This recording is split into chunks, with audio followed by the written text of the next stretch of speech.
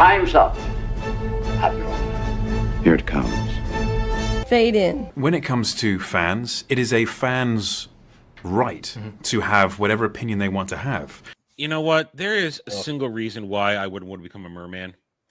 I wouldn't have my penis anymore. What a waste of my jerk off. How dare you not finish?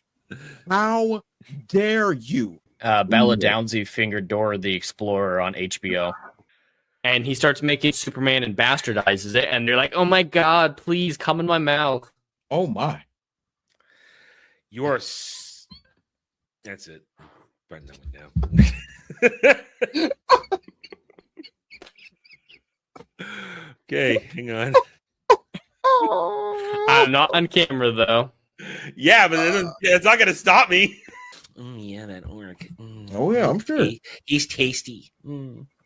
I use it. It's great.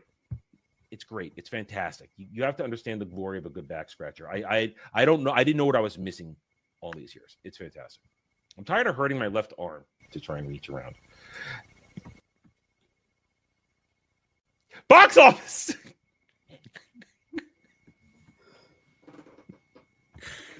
You're doing it to yourself. I am not responsible for the degeneracy of this stream. Look, I got no problem with the idea of punching me in the face with nostalgia penis. I get that. I understand this. I'm still jerking off in front of my console. And I remember I'm lying there and I'm crying hell because I feel it right here and it's got its like pincer jaws and I'm holding it like this, trying to fight it. And I'm going, help me. And my team doesn't hear me. And then someone else actually woke me up because I was actually going, help me. And I woke up and my hands were like this with the pincers trying to get in there. And that was it.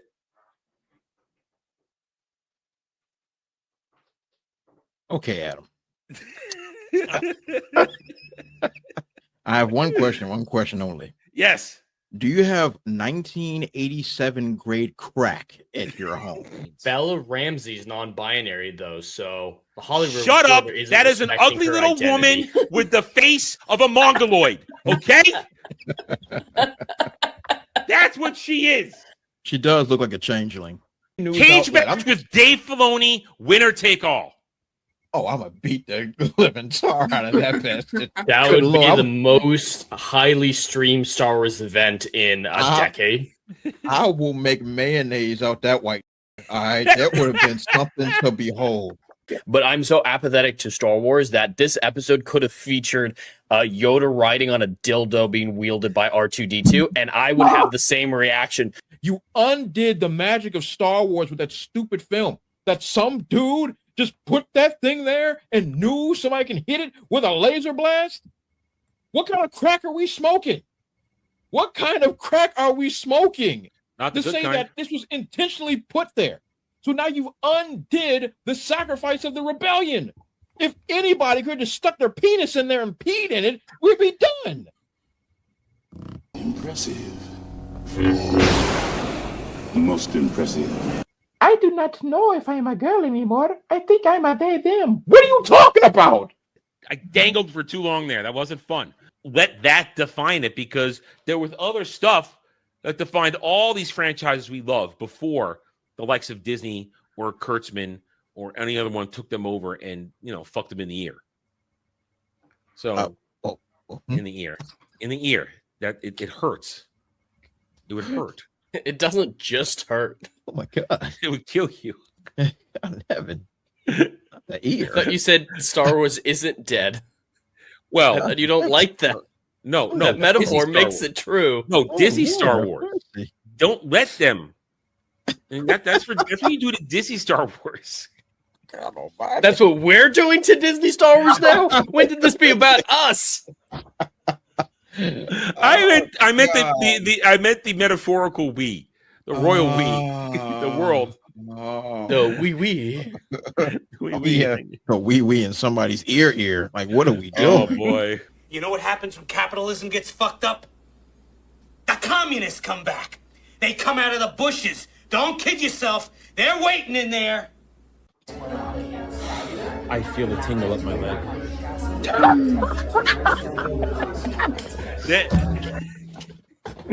I broke it.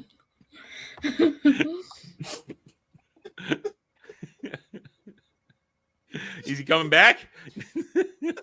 I think he's gone. He's done.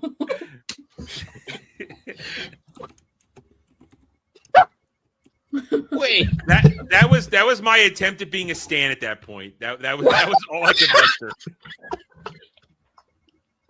That's all he could do at that point. He was so exhausted.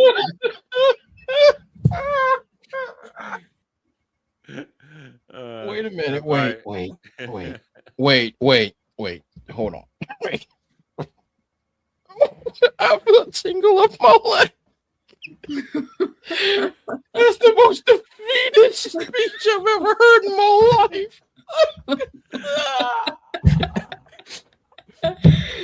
I've been to Popeyes where they ran out of chicken. I ain't never heard more depressed than that. Oh my God.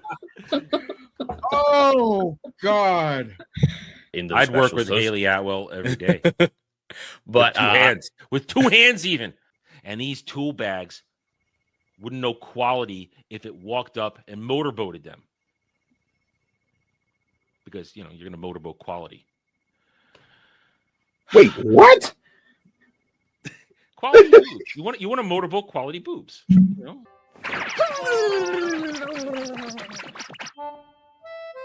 we go. All better now. Man, titties are the greatest things on earth.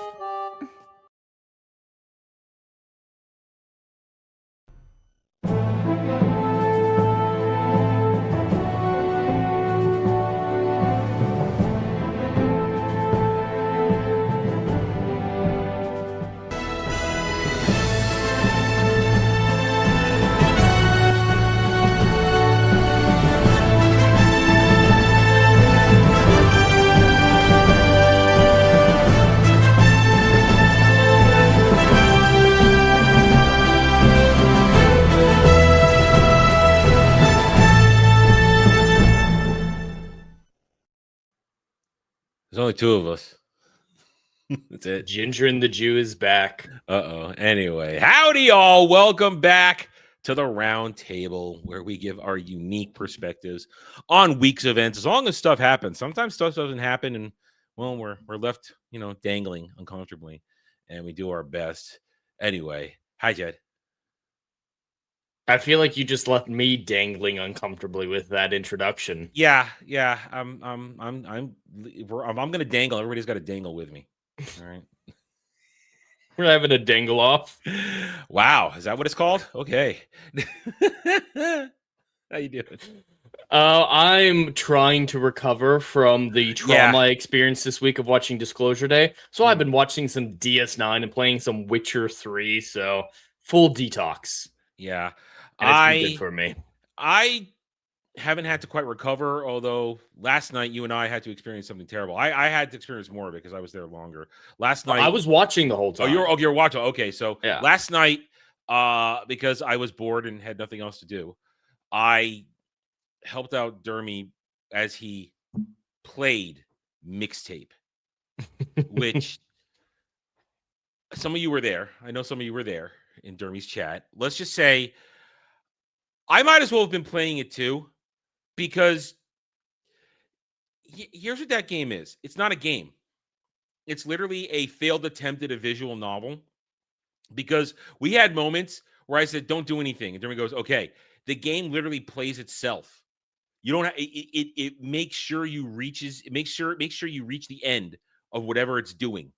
You could just sit back and your unappealing protagonist and her criminal delinquent friends will get there all on their own.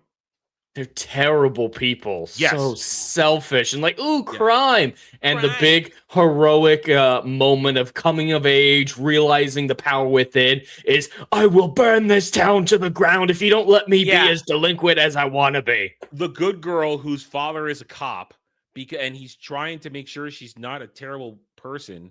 He won't let her go to a party, but she sneaks out and goes to the party anyway. And there's a fireworks accident because, fireworks, delinquents and drunkenness. Yeah, fireworks, that's a great combination for good things. And they set a cabin on fire. And in order to protect her other delinquent friends, she holds up a lighter and goes, I did this. If you don't let me have a life, I'll burn it down, and I'll burn this whole town down. This is my villain origin story. Ah! From his perspective, she started a forest fire and admitted to wanting to be a professional arsonist if she didn't get her way. Yeah. That is, certifiable behavior. And he's just like, we have an understanding. Go live your life now. Yeah, it was terrible. And it was not a reflection of being a teenager in the 90s. I was a teenager in the 90s. That's not how it was. The kids portrayed in that game are three posers. They aren't. That's what we use. That's the terminology we used back in the day, in that era. Posers, pretending to be something you're not, using lingo and paraphernalia and stuff like that you're not. And their whole quest is to get drunk. That's their whole quest. That's the whole point of the game. I want to get drunk. Because getting drunk is so cool. If you're hanging out with your buddies and you're adult, yeah, sure. But you know what? When you're a kid getting wasted, not so cool. I've seen and they have to violate the linearity of time to get booze. Yeah. Dre, we played Mixtape last night on Dermy's channel, where he played it and I sat there, but there was no playing it.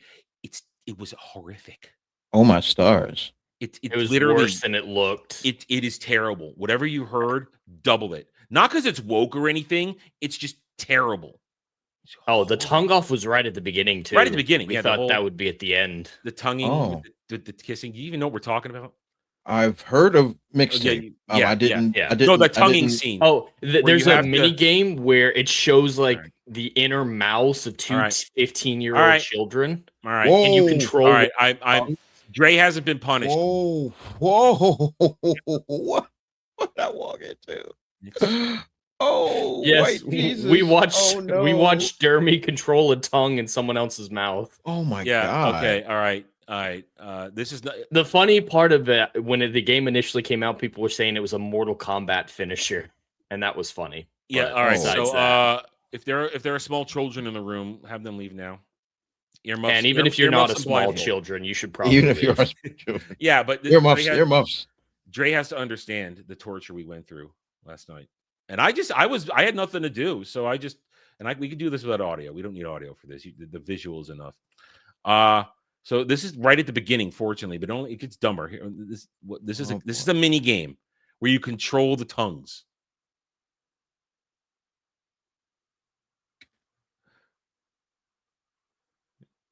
Yeah. Lord.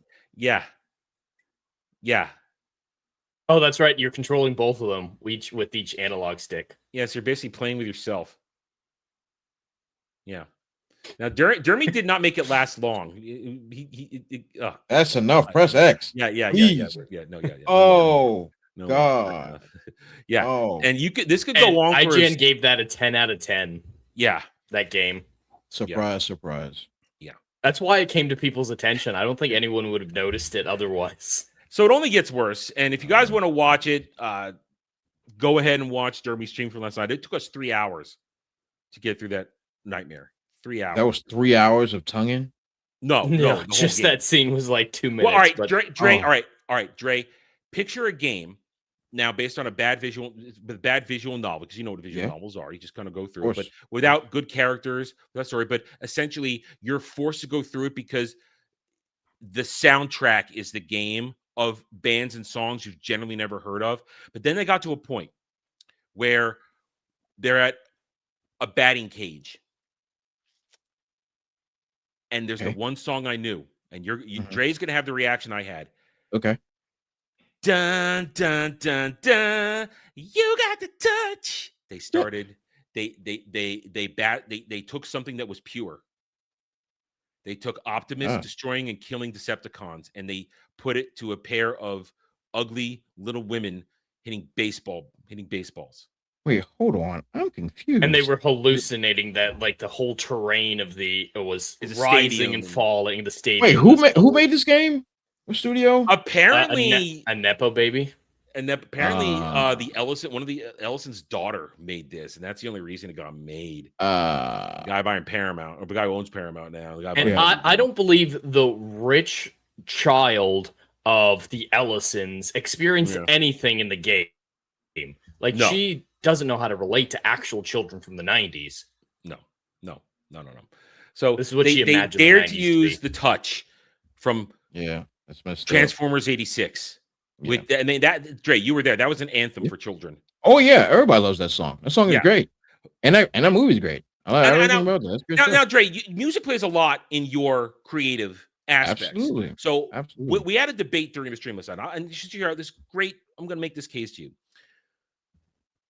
The game wanted to make it that this stupid girl who's going off to New York, her dream is to make soundtracks, and her idea of making a soundtrack is simply taking songs and making a playlist like we all do for the shit in our private life. Yeah, of course. But she's calling that her soundtrack, and that she's gonna make all this stuff. And my argument, she's not even mixing or DJing. She's just making playlists. And my argument is this, honey, you're just making a playlist.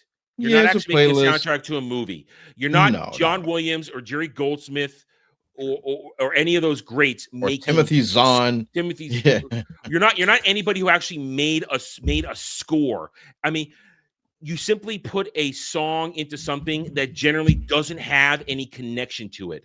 Sure. Because you hear those songs, that's not what you think about. I mean, a perfect example, they played Princess of the Universe in the latest Masters of the Universe movie. And tied it into a joke.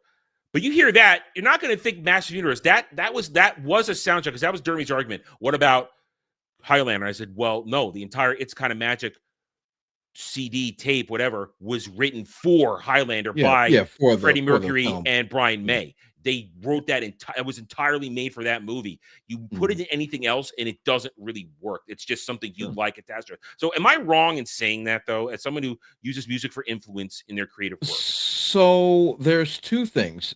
First, the language that's being used as far as mixtape is concerned is a term that we would use to be like, I made a mixtape. Or maybe you remember, it's my summer jams tape, or something like that. What we used to do back when we had cassette tapes. So the term that's being used is a retro term. Now, do I believe they're trying to use that way? I'm going to go on and give them the benefit of the doubt and just say yes. But as far as a creative medium is concerned, it is not the same term. The term mixtape in its urban form is you and your buddies get into a studio sesh for the 5 minutes that you got and beatbox and then rap on it. That's the actual term. So if there's no creative process being done, it's not a mixtape in the way that and it's not even a mixtape, it's a mix CD.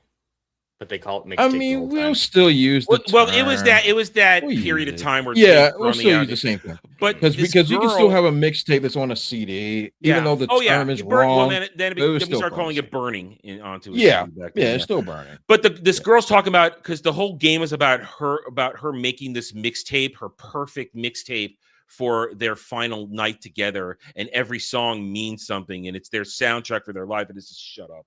Okay, I mean, I think that's a fine idea, but it's executed horribly. Is the problem? It's like, because I remember, back in the day, I was dating this little Arab junk, right? Oh, and she would and at the time I thought I was a rapper. Don't even ask questions. It's not worth getting into. Not asking. And she would send me stuff that would be influential music that I would be able to use, that I would make covers for. My music was terrible. I'm not even going to get into that. It's not even worth my time. I try to make medallion. Just a horrible time to be alive. Disavow. But we would use certain music that will be inspiration that I would use, and then make. But I would make creative changes. I would then take. That's different. There's no creative changes. This is just somebody making a playlist, and that's the difference. The difference is like, we're getting that. This is what will be called the summer mix. You and your girls get in a convertible. You're driving to the beach, and you just made a recording of all the songs that you guys like. All your favorite Taylor Swift songs. Yeah. But still, that's how it will work. You go and drive to the beach, like, oh my God, we're going to the beach, have a good time. We're going to listen. Before XM radio, all this other stuff existed. So I get what they're shooting for, but the execution has to capture the era. If this girl is, I don't know when it's supposed to take place in the 90s, or is it? It takes place in the supposed to be- 90s, but the music is from Okay. all over the place. Oh, then we can't do that. Yeah. Oh, that's And- unacceptable. yeah, it's from all over the place. Like this Wow. is from the 60s. If it's a time capsule, that's Yeah, that was the different. point. If it had been a time Yeah, capsule of the yeah. 90s, but no, Yeah. the obnoxious protagonist girl, she judges everybody based upon whether they like music or not, and if they don't, then they're evil to her. Oh my Tell God. him And- about her arch nemesis. Her arch nemesis is this girl. She goes, "Fuck this girl," and they're so edgy, saying "fuck" all the time in this game. She doesn't like her boy. because they were talking about a movie, and she says, "Well, I wasn't really interested in the soundtrack. I just went to see the movie." And this girl thought Okay. she was evil, and she hated her. That's the only reason she hated her. Like, So she this is hated the her most because she evil didn't like the woman in soundtrack. town. Like, and she just didn't pay attention to the sound. She didn't dislike it or Yeah. like it. She's like, yeah, I just saw the movie. I didn't really think about the music. You must die. That literally was. cool. She hated her for that one reason, and she's So perfectly the nice girl. The only antagonist- nice girl. The only Well, nice, and- not an antagonist. She's just there. She's not an Yeah. antagonist. She's just there. And Never she's nice mind. to everyone. Yeah, she's actually She a nice, doesn't a nice get girl. upset when the main character's mean to her. And the main character, she's like almost physically incapable of not listening to her headphones for longer than 2 minutes. She even talks about, that's when the silence comes for me and it hurts. And I get unstuck, and there was a whole mini game where she got unstuck, and she had to float backwards to her house. And Oh yeah, she gets superpowers from music. Like she can mentally explode fireworks from a distance. yeah, by going she can- fuck you to Mhm. everything and Mhm. causing middle destruction. fingers cause mailboxes to explode. Gravity is decreased to like 1/16 of normal, and so she can bounce over fields. How do you? It's just such a where's good the- track, yo. They're high. They're Where's high. the science here? You No, gotta give me it's science. happening in their heads. They're delinquents who are high and They're- drunk. Oh, Yeah, they're on drugs with unreliable narrators telling you the story of the Yeah. game. We're So at Burning there- Man. Very little is happening Ah. in the present. It's all Yeah, through it's a lot of- drug-addled, 70% of the game is unreliable narrator. flashbacks. It's Mhm. 70%. Oh, It's ridiculous. So we suffered 3 hours for that last night. that's horrible. Sorry to hear that. Well, That's I did it to myself, and eventually Jed did it to himself too. Derby got paid, but not enough. Fair enough. Not Yeah, enough. did not get enough. He didn't get paid enough. But Anyway. yeah, he could have just sat back, not touched the controller, and after a few minutes, it will just do it for you. yeah. Okay, And- wait, and- hold up. Back up. Everybody back up. Okay. Where's the tongues come from? How they end up getting That tongues was the missing? first flashback where she had the incident. She called it the incident where her first kiss, just to get it out of Yeah. the way. So she's like 17, 18, talking about her first teenage kiss, and it flashes back. She's like, "This boy was disgusting, wasn't he?" And then it showed that. But Yeah, why do I have to control tongues of teenagers? Because that's the mini game, Dre. There's a That's the lot of minigame. inappropriate kid stuff. Like a bunch of college Woo! kids come back to town and hang out with them at the end, and they Oh, immediately boy. try to get the teenagers naked. They say, "You want to go skinny dipping?" Oh, I mean, here Ginger we was go. violating He the was watching us last linearity of night. He was time. watching us last night. There's so much wrong with this game. Many So much wrong. questions. But IGN, 10 out of 10. But I know what question I'm about to ask. Where's Chris Hansen? That's the Ooh. question I have. Have a seat. Have a seat. Have a seat. Have a All right. seat right over That- there. That was an unintentional warm up. We're ready to go. Yeet. We thank you all for being here. Let's say hi to the chat. The chat has been here sitting through this the whole time. Some of them were there last night. Hail to the mods, Legatus, Algrim, and Ruben. How you guys doing? Hey Dash, hey Ginger Norseman, who were there last night watching us suffer and cheering it on the whole time. They are as much accomplices of this as anybody else. Huzzah, son of Joxer. How are you, my friend? Hey Frank, how you doing? And that is the only people chatting at the moment. Anybody else just watching and not chatting, we are happy to have you here with us this afternoon. Sit back, relax, hit that like button. And remember, all donations essentially at this month go towards the June tier on the show and on Daily Dive. And if we somehow manage to reach $1,000 by the end of the month, you will save him from bodily mutilation. Otherwise, he's losing a hand. July 1st, he will lose a hand on stream. I will cut it off, and I will save each piece at some point. Come on, You you guys gotta told like me to bite keep off a them. finger to start off with. I'm not biting his finger. That's disgusting. That's not happening. I have a I've seen where his scissors. fingers been. I have a Oops. scissors, and I will cut off his hand, and then I'll cut off that arm in August, And then I'll cut off the other hand in September and the other arm in October. And when we're done with that, we'll go to the ears and the eyes. Okay? And then we'll get the disembowelment at the very end. Lord. You made me keep him, all of you. You could have ended it with me running over with the car, but no, you made me keep him. And if you want to keep him from going to summer camp every month, this is what has to happen. You must pay to see. This is what Dermu should have done. Set such an unrealistically high goal that you either get paid or you get what you want. So it's a win-win for Adam. Yeah, I'm going to mutilate that little son of a bitch. Nothing can stop me. Well, they could It's stop mutilation. me. Every month we have to hit $1,000 in donations and tips, super chats and tips. We have to get there. So there you go.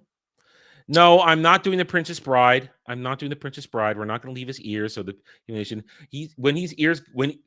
There'll be nothing left of him eventually. Oh dear God, what is that thing? There it is. I am not ashamed to talk about mutilating Baby Yoda. Not ashamed. He deserves every second. He's a genocidal madman. Anyway, we're going to talk about other genocidal things going on in the movie industry this week. We got a box office breakdown for you guys. We're continuing to track stuff. And of course, going to give Jed a chance to talk about Disclosure Day, which apparently is not doing too well at all. Connected to that, though, we will be talking about the fact that when you bring into Disclosure Day, when you talk about Super and while there are things, they are trying to change the rules of break even. They are actually trying to tell you that break even, as we understand it, even doubling. No, sorry, it's break evens are much lower. So they're telling us, well, we're not spending any money on marketing, and the theaters are taking less cut. Well, we don't believe you. So we're gonna have that. What? I know. I know. That's what they're trying to say. Trying to tell us the theaters aren't taking any money, guys. It's essentially what they're trying to tell us, that the theaters are taking less money when theaters marketing doesn't exist. And theaters don't care about money. The theaters, remember, Dre, theaters make 100% of all their profit from concessions. They don't care about ticket sales in the least. My God, what are we doing? Yeah. And well, I guess popcorn buckets have been more successful than ever. Oh, okay. All right. Dre, have you seen the Odyssey popcorn bucket? No. I don't think I have. Ironically, not the worst piece of merch to come out. No, but it's still retarded. Because I saw the Supergirl one and Dre, there's two Odyssey ones. There's an IMAX camera because the IMAX camera one filmed with which that one's fine. I understand stupid, it, but I still think it's functional. I feel it's at least functional as a popcorn. But here's the other one. Here's the other one. Would you like some horse cock with your popcorn? What's going on? This can't be real. Yes, it is. This isn't 100%. Real. It is. Yeah. Would you like some horse cock with your man? Come on. Why can't you just like flip off the head or something and get the full or open the bag? I don't know. No, they want you grabbing it horse cock. So awkward. How are you supposed to hold it? Come on. I know. What are we doing? Well, all right. I got another one. Since we're talking movie paraphernalia. You got to let us know, Dre, which one's worse, horsecock or what he's about to show you? Well, there's two things I'm going to show you. So there is Supergirl. There is Supergirl merch for there's the Lobo motorcycle. Call it what it is, paraphernalia. It is paraphernalia. Okay, but then but they're also selling drink cups. Oh, I saw that. Oh, yeah. First, there's this one first. It's not good. There's this one first here. That I call this one the simp cup because only a simp would buy this right here. Only a simp would buy this. Is this the one you saw, Dre? No, that's not the one I saw. The one I saw looked like a no. Oh man, we were hoping you saw the foreskin. I saw the penis. Yeah, I saw the foreskin. Yeah, I saw that. I don't understand. What are we doing? Like, okay, go back to the first one. Why is she uncircumcised? Yeah, like that joint's weird. So, like this cup, I'm not gonna lie, I like this cup. I think that joint's kind of nice. She got titty meat. And that's why I call it the simp cup. I call it the simp cup. You know, you're buying because of this one will sell. Yeah, this one will sell, and it got a cape. It actually looks collectible. You know what I'm saying? Like it looks like so. This is disgusting. That's look. that's what I see in the mirror. You know what I'm saying? Like Yeah. that's not it, man. That's From not the it. front, it's when they turn it around and Why does it have a leather skin? Yeah, a the penis flap trench. at the end. Why is the I don't get trench it. coat that color? That It's texture. that color. yeah. And why is there a hood that's clearly a foreskin? Why is that there? Yeah. Like, come on, man. James knew what he was doing. He specifically ordered this one for his fetish collection. Like, bruh, like, Yeah. I know a foreskin when I see one. Okay, that's it. What are we doing? It's just Come on, man. it's nasty. That's a drinking cup, right? Yeah, you're Come essentially on. Let's just slop it up. you're putting it up Come here. on. Put it up there. What are we doing? Yeah. Two hands? Where's your Oh shame? no. Where's your shame? Oh, Children no. are watching. Lord have This mercy. is not a children's show. This is Not anymore. No, anyway. Golly. Yeah, so box office, and then Yeah, so box office stuff gross. like that. We'll talk a little bit of Supergirl in connection to our discussion about the changing of the equation, and then of course, got a little bit of gaming stuff, but I want to have a conversation at the end about what truly means success today, or what generates success. Let me phrase that. I've been kicking this around in my head only for about 40 minutes now, so forgive me if my wording is not correct. But what will make something successful in the end? Because just a teaser now, in the 20th century, if you got something on television or a movie, that was considered success. Sure. That's the 20th century. We're in the 21st century. Things are changing. We know for a fact, because we're going to talk about budgets here in just a moment, there's no money in TV and movies anymore, not unless you get lucky like with Obsession. And that is a 1 in a million shot, literally right now. Obsession came out of nowhere. That's not going to be replicated easily. Backrooms, its success is tied to the fact that it has a backing. People played the game and liked the game, so it had a following. But a lot of things cost so much money in TVs and movies that there's no money in it. Yeah. And Dre, what's the most successful business in the world? Essentially, Prostitution. No, gaming. Politics. Yes, gaming. Gaming most definitely. Yes. I don't know why my brain went straight there. Like selling coochie. That's it. That's the one. Pimp Dre came out. And then that Yeah. 4:32. No, my shame. No, leave me alone. I hate you all. Leave me be. Hood Dre needed to breathe. Hey, Yeah, it listen, just kind of listen. came out for a second. I was like, wait a minute. No filter. I dial it back. Whores. Hey, listen, oldest profession in the world. It is. There's a reason for it. But yeah, but definitely the gaming industry is making money hand over fist when AAA studios aren't eating each other. But yeah, so absolutely. So I think there's a conversation to be had there. So we'll get towards the end. But for now, let's get going. Box office. We start with the sad, and we'll end with the sad because it's most of this is sad except for two things. Mandalorian Grogu limped to That's 315 rough, this man. week. Oh. But Adam, that means it 50% broke drop. even.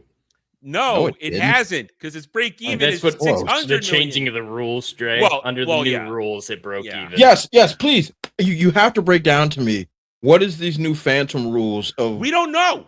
We don't know. AMC. They not just taking a tell cut? us. Yeah, it's just telling us. So there we there look at aren't here. rules. They just tell us what is and what isn't good. This past week, it couldn't even make over 2 million. This past week, couldn't do it. Couldn't do it. Less than $1 million. I always say once you stop making at least $1 million every weekday, that's when you know it's time to pull it from theaters. And they pulled another looks like 700 theaters 700, from yeah, its 700 rotation. theaters, yeah. This failure, complete and total failure. But remember, it didn't have to be successful because it was just a TV show. Didn't have to be successful. Yeah, Real it's Time the is merch Star will make theaters. up for it. Yeah. What So merch. merch. What? And that The stuff is on- Sigourney Weaver doll. Yeah. That stuff is yeah. already in the discount bin. He's I'm a very billion. confused. No, he's $1 billion property. Don't you understand? He's $1 billion. I'm writing that one down too. No. It's got crazy. I actually have some Baby Yoda content for my Weird and Wild this week. You do? Oh, no. Yeah, you're gonna love it. Okay, so this is a failure.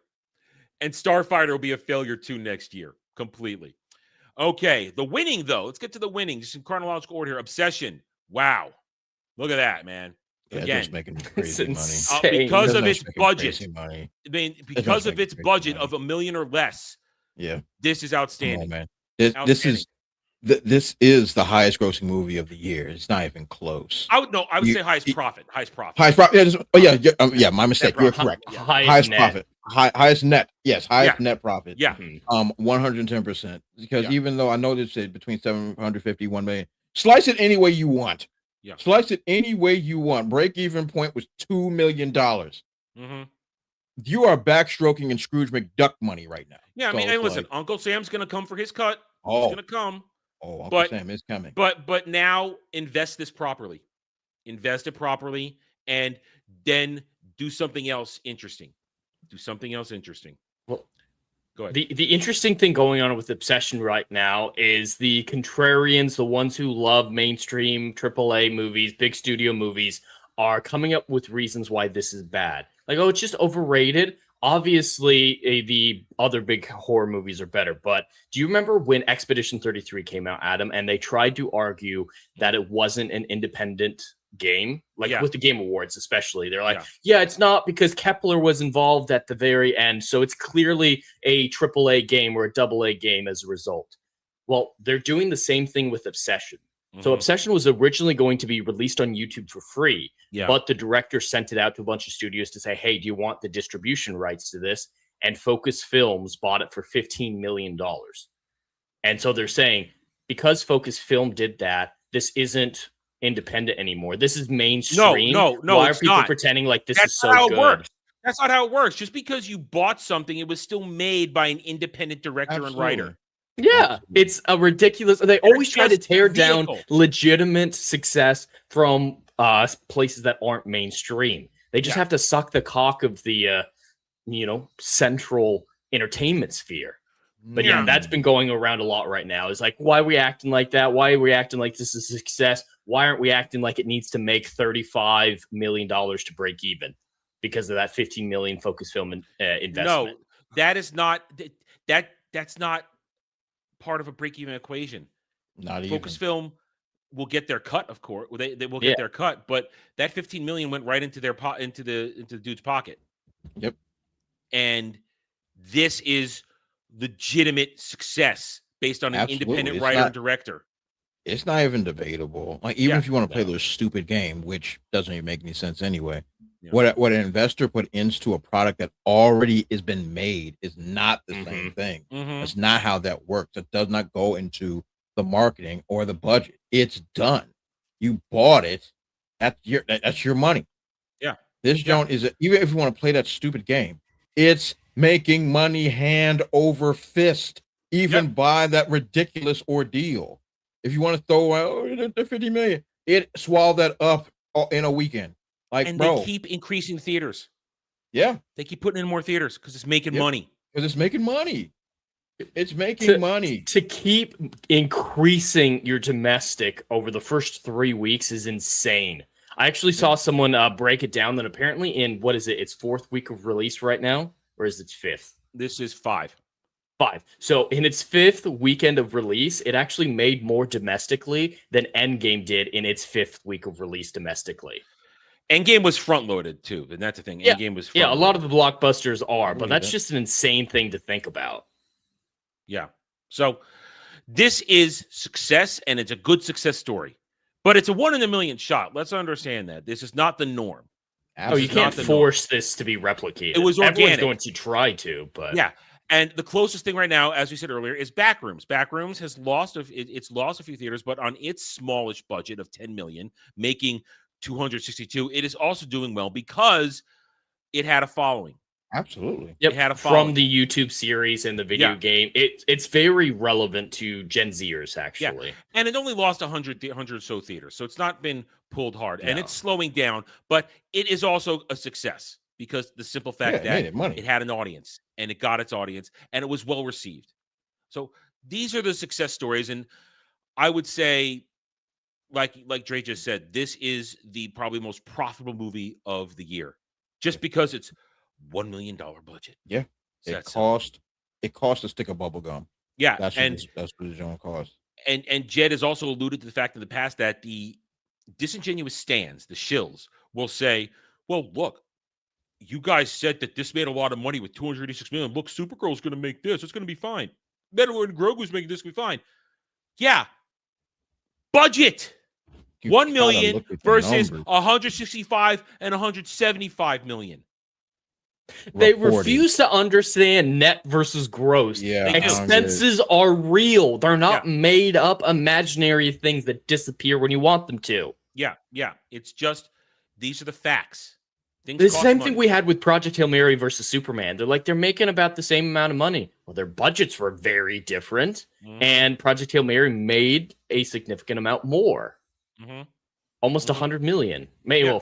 well, 60. Yeah, but it made profit. Not a Oh, yeah. ton, but it did break into It profit. made about 150, 170 million Yeah. profit. Yeah. So and profit is profit when you get there. And that's enough to say that's enough to get beyond my usual joke of coffee and a sandwich. That's legitimate profit. All And right, I just next. ordered my physical copy this week. Yeah, you That did. finally went out. Yeah, you did. Scary movie. We already talked about this one last week with its very low budget of 30 million. It is in profit, but a pretty significant drop off in week 2. Yeah. That's a heck of a drop. I thought the word of mouth was pretty good for it. Well, this one's Yikes. gonna end quickly, but it did make its profit already with 30 million. Hey, look. Hey, look. It- He made his it's money in the about- first week. Yeah. Hey, man. Yeah. Good. So it'll move forward with or at least the Marlon and Sean will get more opportunities to make movies because they made some money. But this one is going to come and go. But it made its money, so can't argue that. Can't hear that. And then of course, Master of the Universe. Oof. This one's kind of sad. It is sad. From what I hear, I mean, I haven't seen it, but Mhm. but a lot of people are enjoying this movie when they're It's gonna go not see a it. terrible movie. It's Yeah, like just people are enjoying it. it's a fine movie. I gave it a 6.5 out of 10, mainly because I was highly critical we talked about this last week. I was highly critical because of where I come from it, but it wasn't terrible and it had potential. But the rumor has it Amazon doesn't give a shit. Rumor has it Amazon does not care that it's a complete bomb, that they're going to go forward with more. Okay. Like, I I don't know if mean, they This wanna- is on if they track to wanna be eat a huge flop, a huge bomb. $200 million. Its break even is with the marketing is probably well over 400, Yeah. 450, 500. They're gonna. Yeah, I'd say 5. Amazon's gonna eat it. They already eat it with Rings of Power and other shit, so they're gonna eat it with this. Now, I would like it to actually learn from these mistakes and maybe do better on the next round. Maybe they'll learn. Maybe they'll put out a slightly better product. Maybe they'll do a better marketing job. And maybe just title the next one She-Ra, and that'll get people's attention. Like they should have just said He-Man. Yeah, they should have said He-Man. I agree with Just that. But I just think like we talked about last week. Yeah.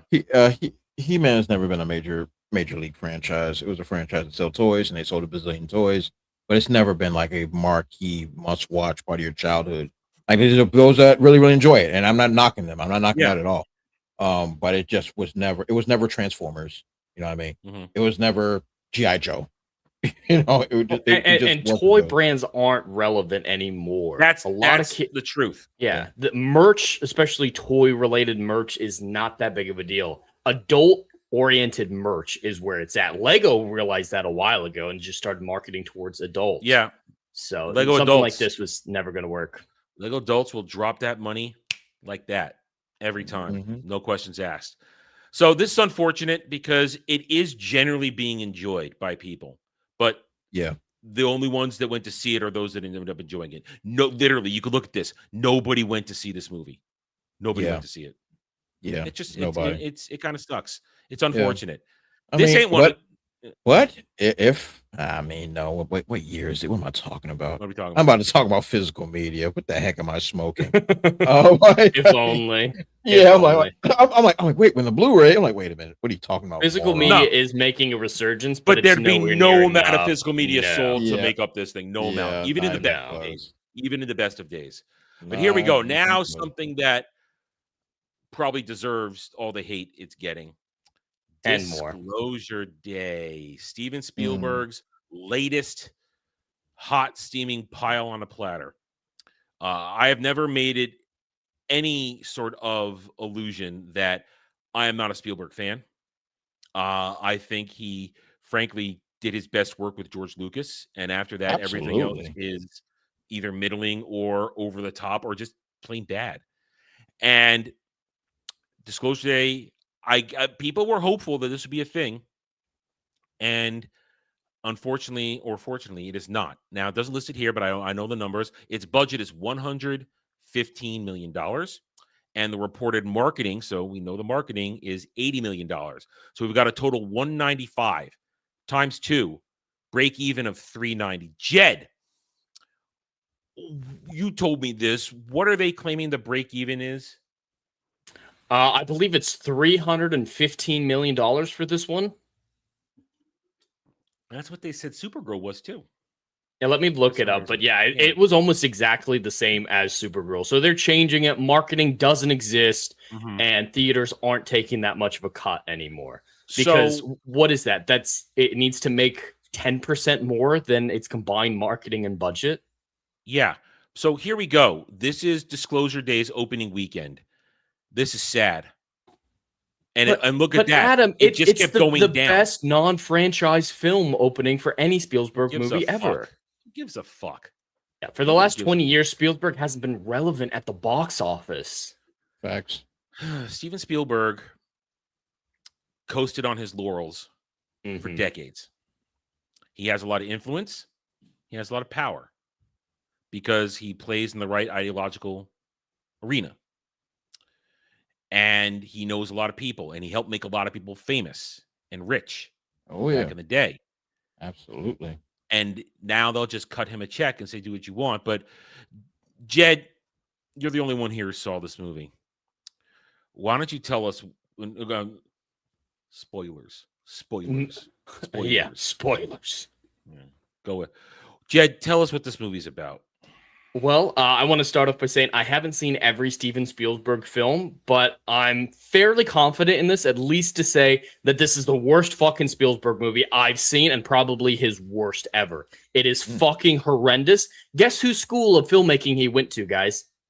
He went to J.J. Abrams' School of Filmmaking. Mystery box! Mystery box with a reveal that doesn't fucking matter. All right, we say spoilers, but if you've seen the trailer, you've gotten every single plot point. Spielberg last week said that nothing from the third act had been shown in the trailers. You don't know what's coming. It's absolutely a blank slate for the third act going into it. That was a lie. Every major moment in the third act was shown. There's no plot. The characters don't grow and evolve. There's no science to it. They definitely didn't have any scientific advisors. The idea of the film is, what if every UFO story you've ever heard was real, and don't think about it beyond that? That's the plot of the film. Okay. It's absolutely insanity. Oh my God. So the plot of the film, it focuses around Daniel, who I have to show you the plot as it's revealed, not in the order that the chronological order rather than the reveal order. We'll say it that way. So apparently Daniel and Margaret, the two main characters, when they were 10 years old, a bunch of aliens presenting as animals showed up in their bedrooms, kidnapped them, took them into a cabin in the woods that looks like Hansel and Gretel, experimented on them, probed them, and made them what is called experiencers. That's what the government calls people who have had UFO experiences, is experiencers. All right, question. Did they ever tell you why the aliens are probing and experimenting? No. Okay. Not really. Okay. No, they don't explain anything. There's no answers to anything. The film literally cuts out before there's consequences to anything.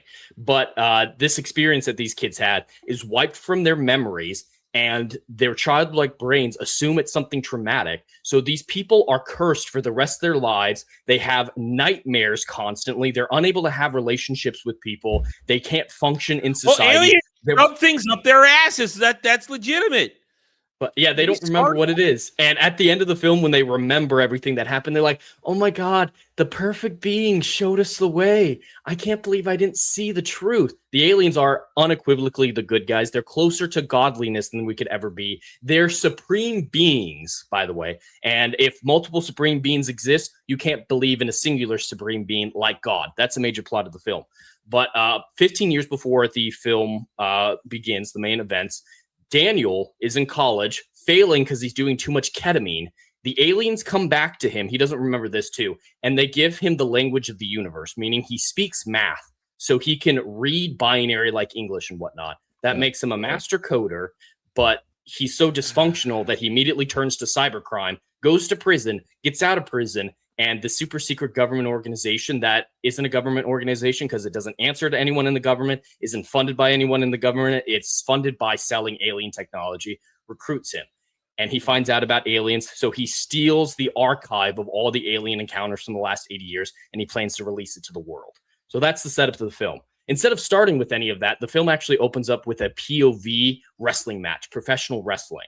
It's very disconcerting to have a POV wrestling match. But that's most of Daniel's story is just trying to get safe from the government to release these files. And it's just as boring as it sounds. But at the same time, Margaret has a bird that's an alien presenting it as a bird show up to her. And instead of learning the language of the universe, she's given the language of the soul. She speaks soul language now, which means she can understand everyone, like any language, and she's a telepath. Dre, soul language sounds very black to me. It is very That's black. what I call it. That's what I call it. Okay. That's not in the film. So is this say, like, Emily Blunt appropriating? Of course. Well, that's what else? Another English woman stealing my stuff. Of course. Is any of this supposed to be connected to like Close Encounters or No. connected? No. Then I don't know why this movie exists. Then I'm very confused. It shouldn't. It exists just to tell you UFOs are real. Believe every conspiracy theory. That's all it exists. What year to. is it? Is it 1994? What year is it? Oh, it feels very dated. World War III's going on too, right? World War III. Oh yeah, happening. World War III's in the background for zero reason whatsoever. But yeah, she speaks the soul language now, so she goes a little crazy, speaks alien on TV. The government's trying to get her, and then she abandons her boyfriend at a gas station that's about to be looted because he's confused. She fucking abuses this man, hits him whenever he asks a question, says, "Shut up, I'm worried about this, so you just be my slave." And then when he won't be her slave anymore, she literally abandons him in a near war zone. She's a horrible human being. But the reason I call it the soul language is because it's more than telepathy. It's deified. People literally do the sign of the cross to her, and then they imply in the film that Jesus was just some regular dude who was probed as a child by these aliens. He's an experiencer too, and he got the soul language. So Jesus was just a dude probed by aliens, is what the film implies. And Emily Blunt is the new Messiah. Huh? And then the movie just ends, right? At the end, it does just end. There's the alien tech. We only see one piece of alien tech the entire film. And there are these metal rods that are magic wands. So it's implied that they can be bombs. They can turn a bunch of shit invisible. They can turn on monitors. But the best thing that they do is if you grip these rods tightly, because that's how you activate it, is you grip this rod tightly and think about someone intimately, you can dive into their mind wherever they are in the world and communicate with them and see through their eyes. Jerry, what does that sound like to you? I don't know what the heck I'm hearing. Okay. Back. Grab that rod with two hands and What are we think doing? about someone intimately. And What you have to are we look at doing? pictures of them. So, okay. All right. So the aliens are supposed to be deities. Essentially. Essentially. They're supposed to make you not believe in God. That's a big plot point of the film, is you can't believe in God if aliens are real. But what if I... Wait, hold on. How does that denounce your other religious faith? I don't get it. Oh, if there's because they're aliens, supreme beings, and if you believe in other supreme beings, there can't be one supreme being. Okay, so if you believe in monotheistic deities, Yes. It's so this specifically would- Christianity. Oh, very specifically. So Daniel's girlfriend is with him for a lot of the plot. She apparently was almost a nun, like she was going through school to be a nun, and she backed out at the last minute. And when he was talking to her about that, it's like, you were almost a nun? She says, yeah, but when I left, I didn't stop believing in God. I stopped believing that he was divine.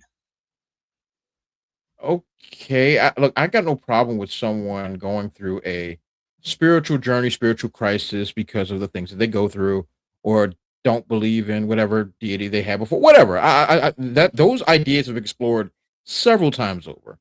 But the idea that now I cannot believe in a monotheistic deity because there's aliens, that doesn't defeat the fact of monotheism, because I can still believe that there is a supreme being ahead of those.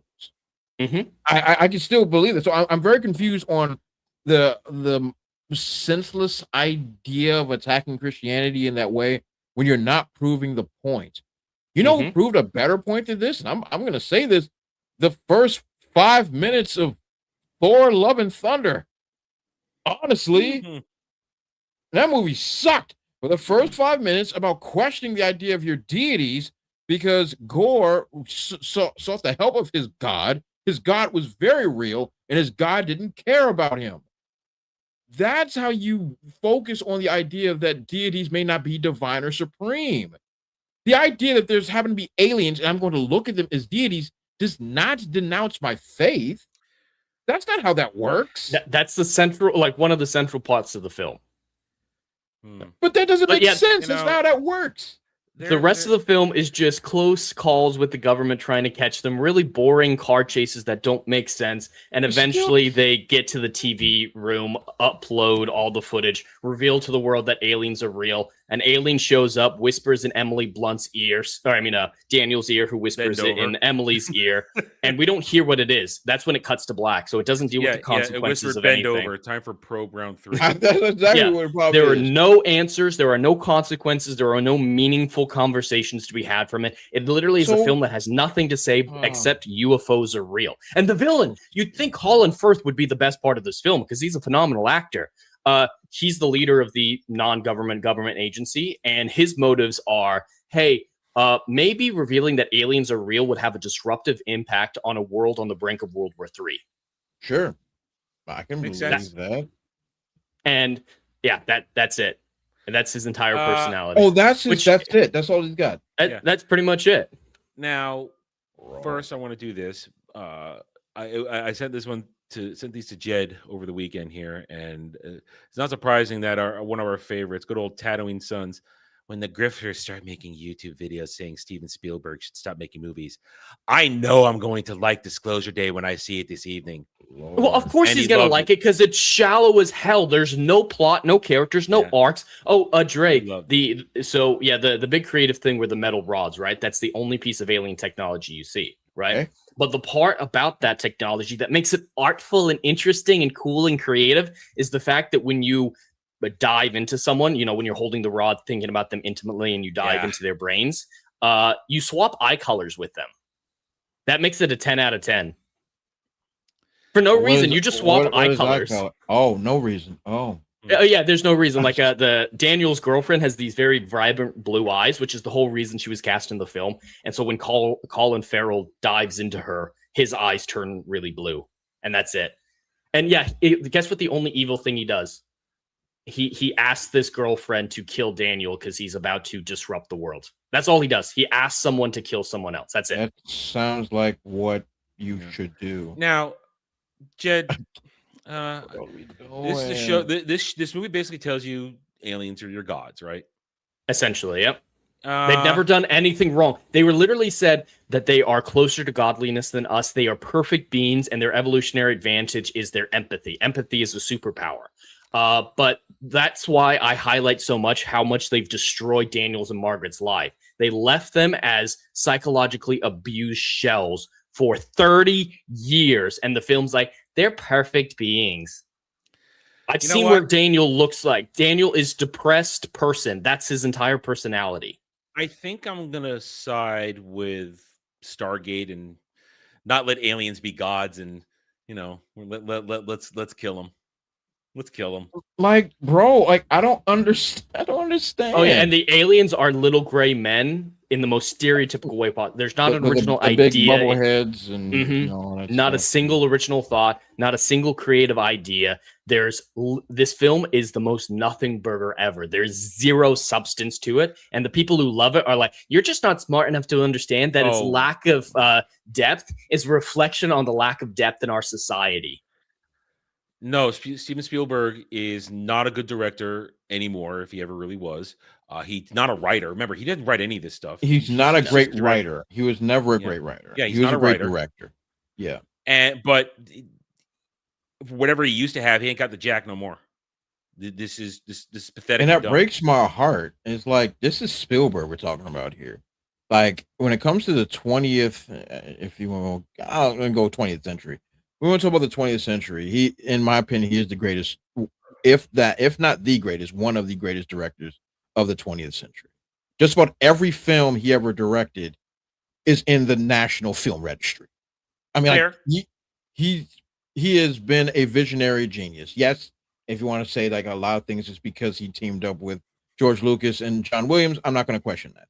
But as far as his prowess and what he was able to deliver as a filmmaker was revolutionary and literally inspired everybody to create. Period, bar none. It's over. Oh, He's done more to harm the UFO cause right now, which is really funny. It's But over. retirement is a good thing. It All is, right. and it's Once time to let once it you're in go. your 80s, it's okay. Yeah, You've let it done go, good. man. Spielberg You don't has have done it. good. That's what I'm saying. His He can resume is live forever. legendary. He doesn't need to work for money. The films that he has put out are the archetypes of every film school on the planet. Every film school on the planet is looking at Jaws, is looking at Saving Private Ryan, is looking at Jurassic Park, is at Raiders. Every film school on the planet is on their knees doing unspeakable things to his name. Go away now. Just you're good, bro. You're He brought good. John Williams out of retirement to make the This- most non-entity score of his life. Like, I did not hear a single piece of music in the film. Like, That's what I'm no saying, point bro. where it's like, oh, there's Let it music going go. on. Let it go. Like you've done it all. There is You can rest nothing. now. Rest, please. Rest. Enjoy your millions. Do what Like George what George did. Lucas did. Yeah. Yes. Yeah, Do go- what George did. Go pay for more Kate Capshaw plastic surgery. You know, do Exactly. And bang hot women. Go Do make a what George museum is to doing. yourself. Yes. Do what George is doing. He has billions of dollars and he's banging black chicks.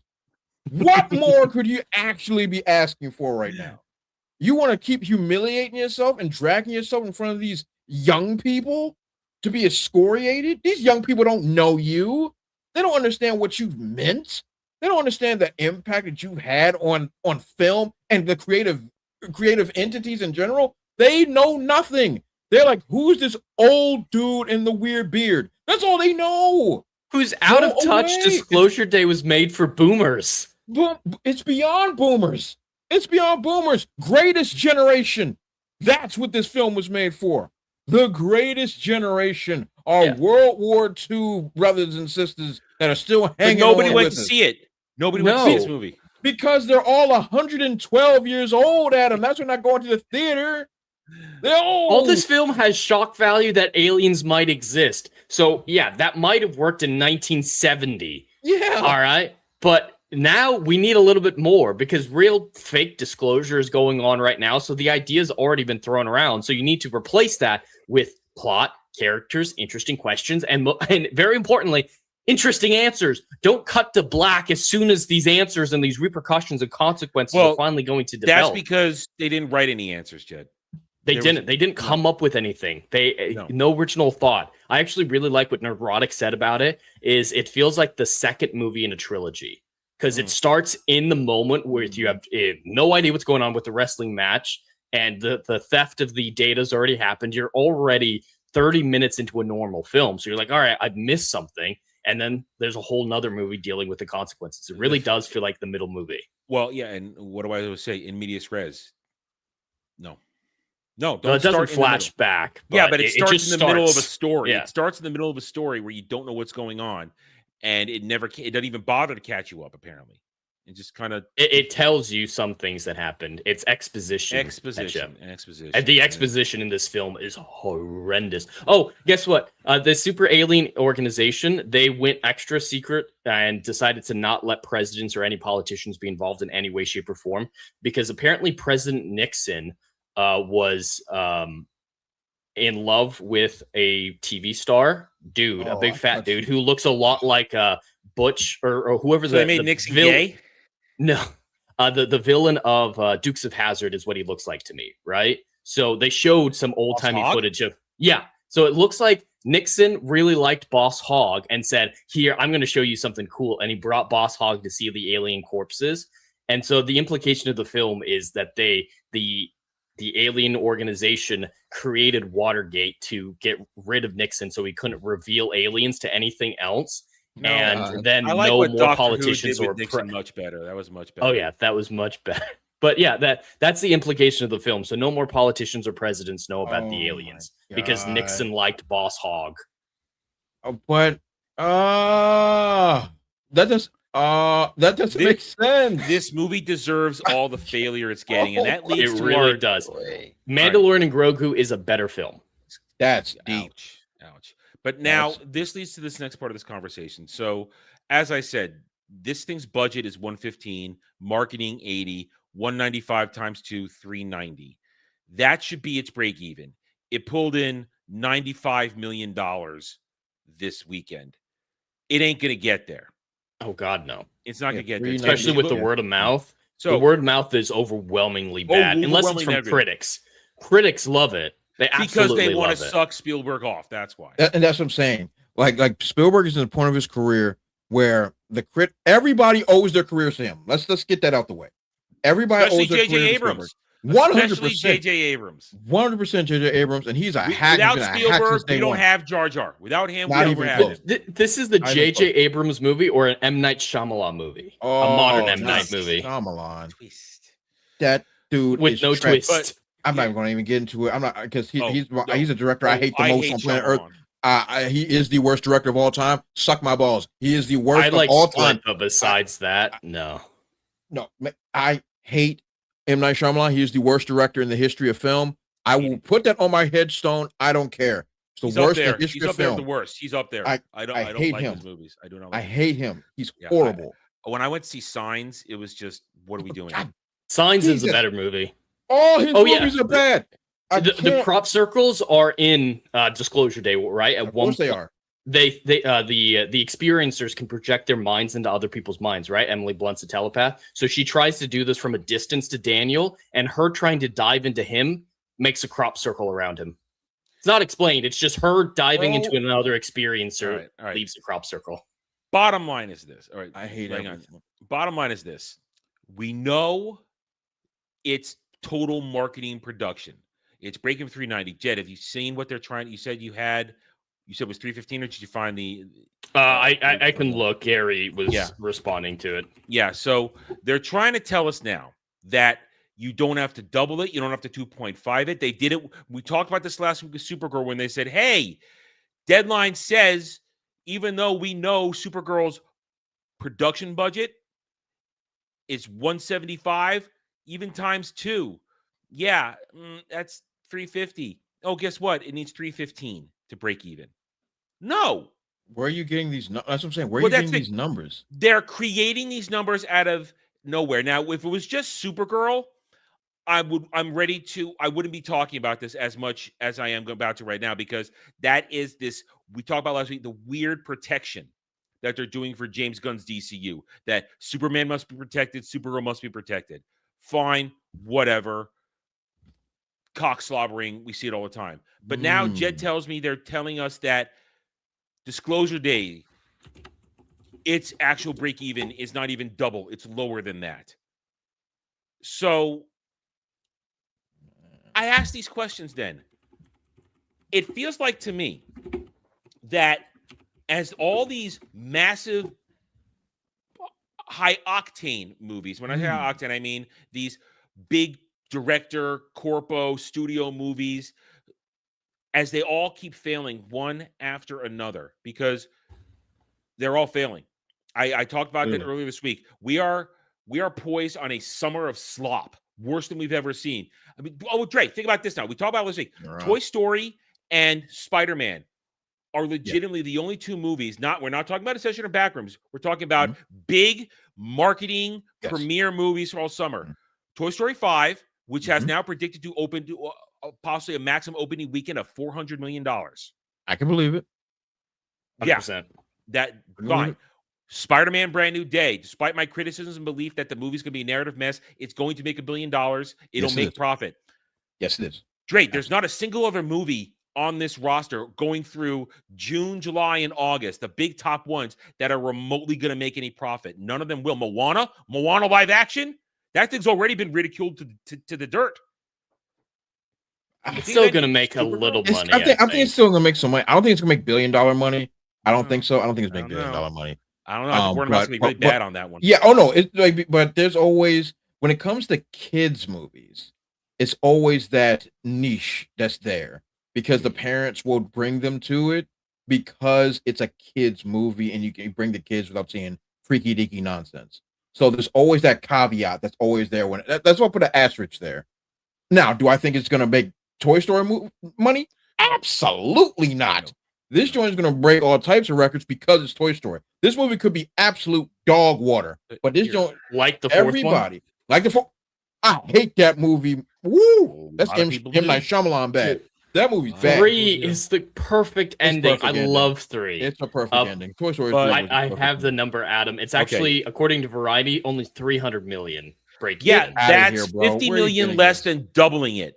Where are you not getting even this from? 2.5ing it. So they're trying to tell us that these movies don't need to actually make money to be successful anymore.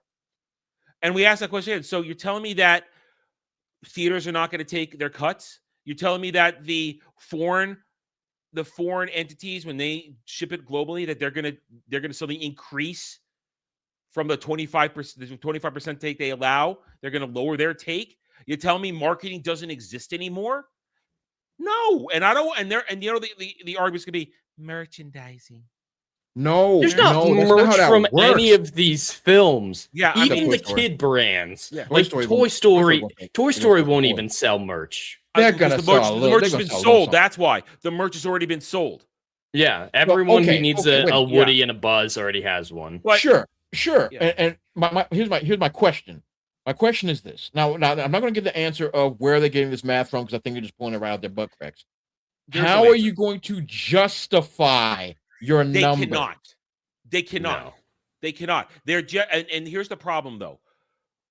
We asked the question because we understand that money needs to be spent and paid to people.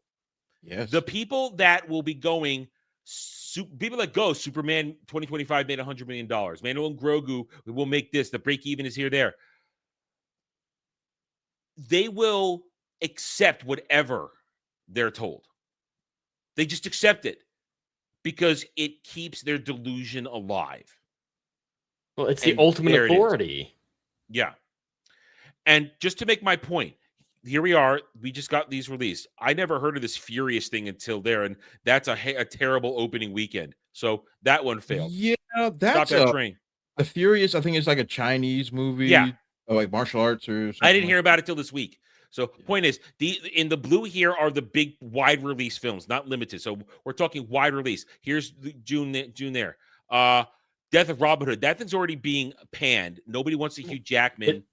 I thought that was a mini series. No. Reason. It's a movie. Nobody's interested in Hugh Jackman playing a cucked Robin Hood. Nobody's interested in that. Toy Story 5. That's going to eat up all the money that weekend. We already made that point. Absolutely. About Toy Story 5 real quick, I actually have to give their social media team some credit here. Mm-hmm. They're apparently selling lily pad toys, which is the villain of the film, if you've seen the commercials. Yeah. And somebody was freaking out.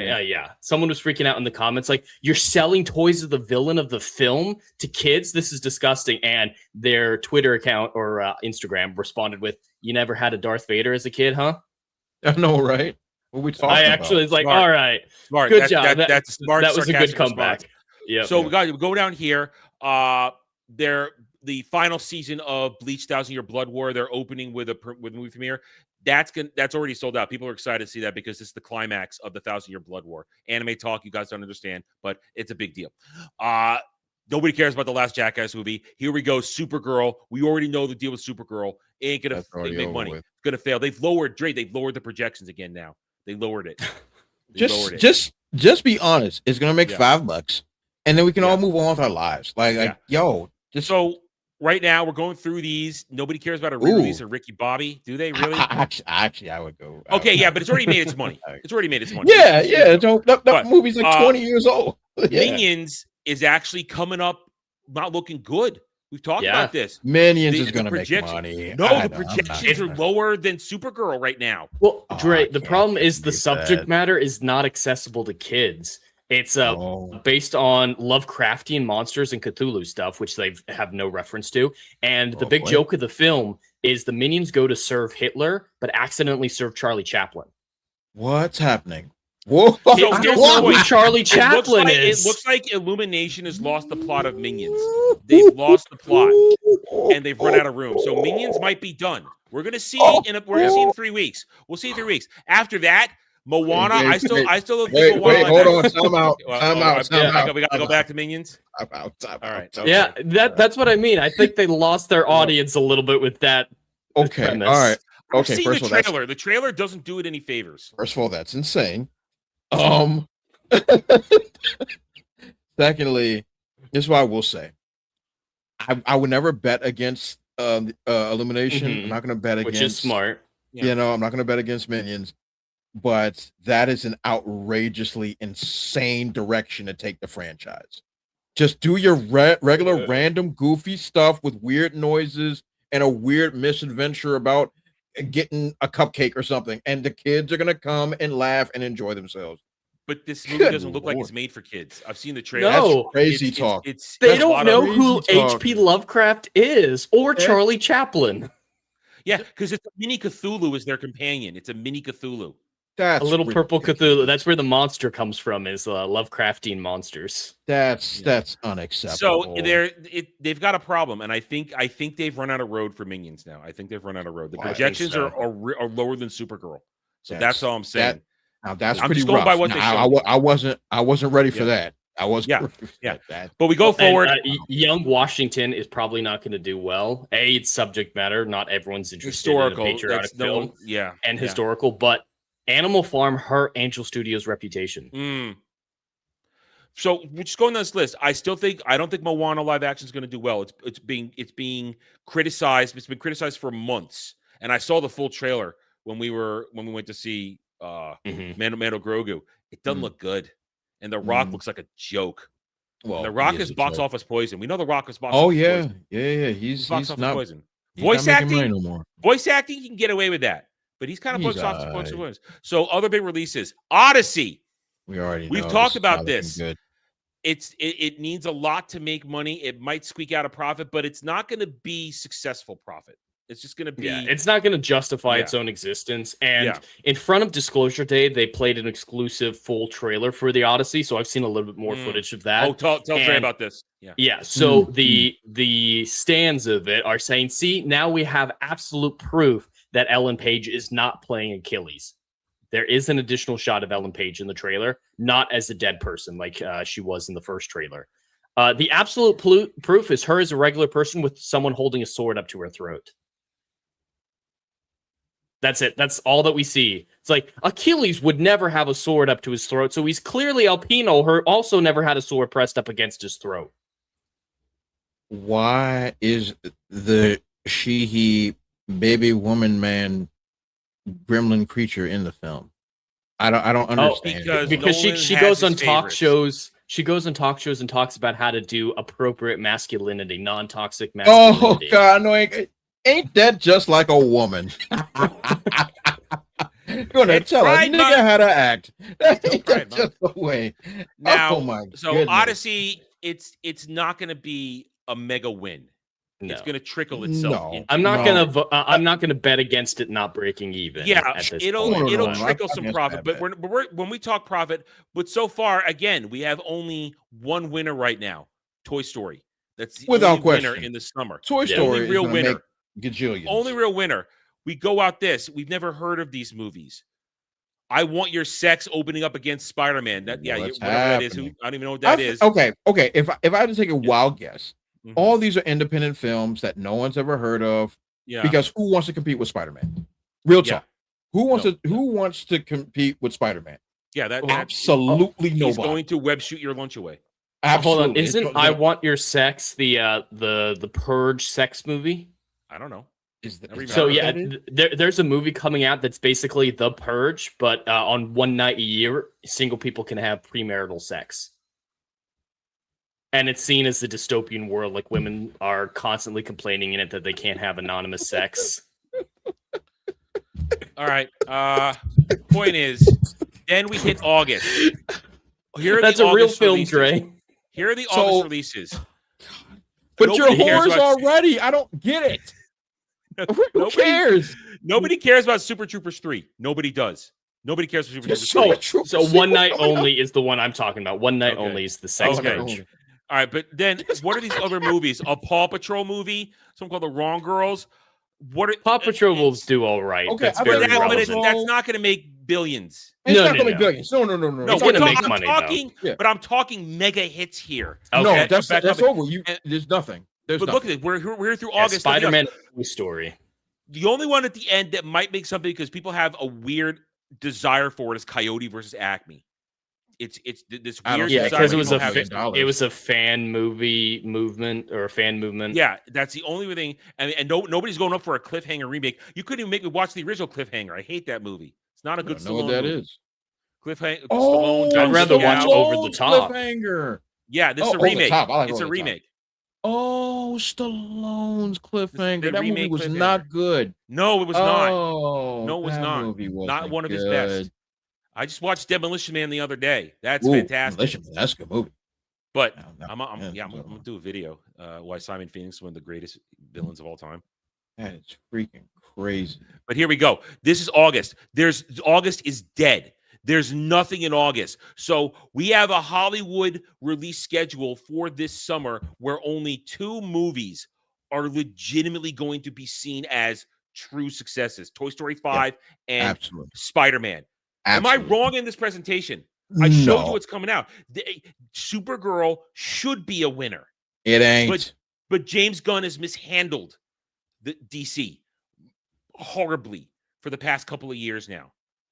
Because he's not good at what he does. He's And not- now he's- I guess he's not and good I at think what he's surrounded by yes men. But yes, absolutely. It's going to be a competition to the top. It's either Toy Story 5, which I am projecting at 1.3 billion. That's Okay. what I'm projecting. Okay. 1.3 billion, or Spider-Man, which I'm thinking about 1.1, maybe 1. I said Spider-Man's going to hit 1-2. I think that's what I said. I think that's Spider-Man's gonna fair. hit I think those numbers are fair.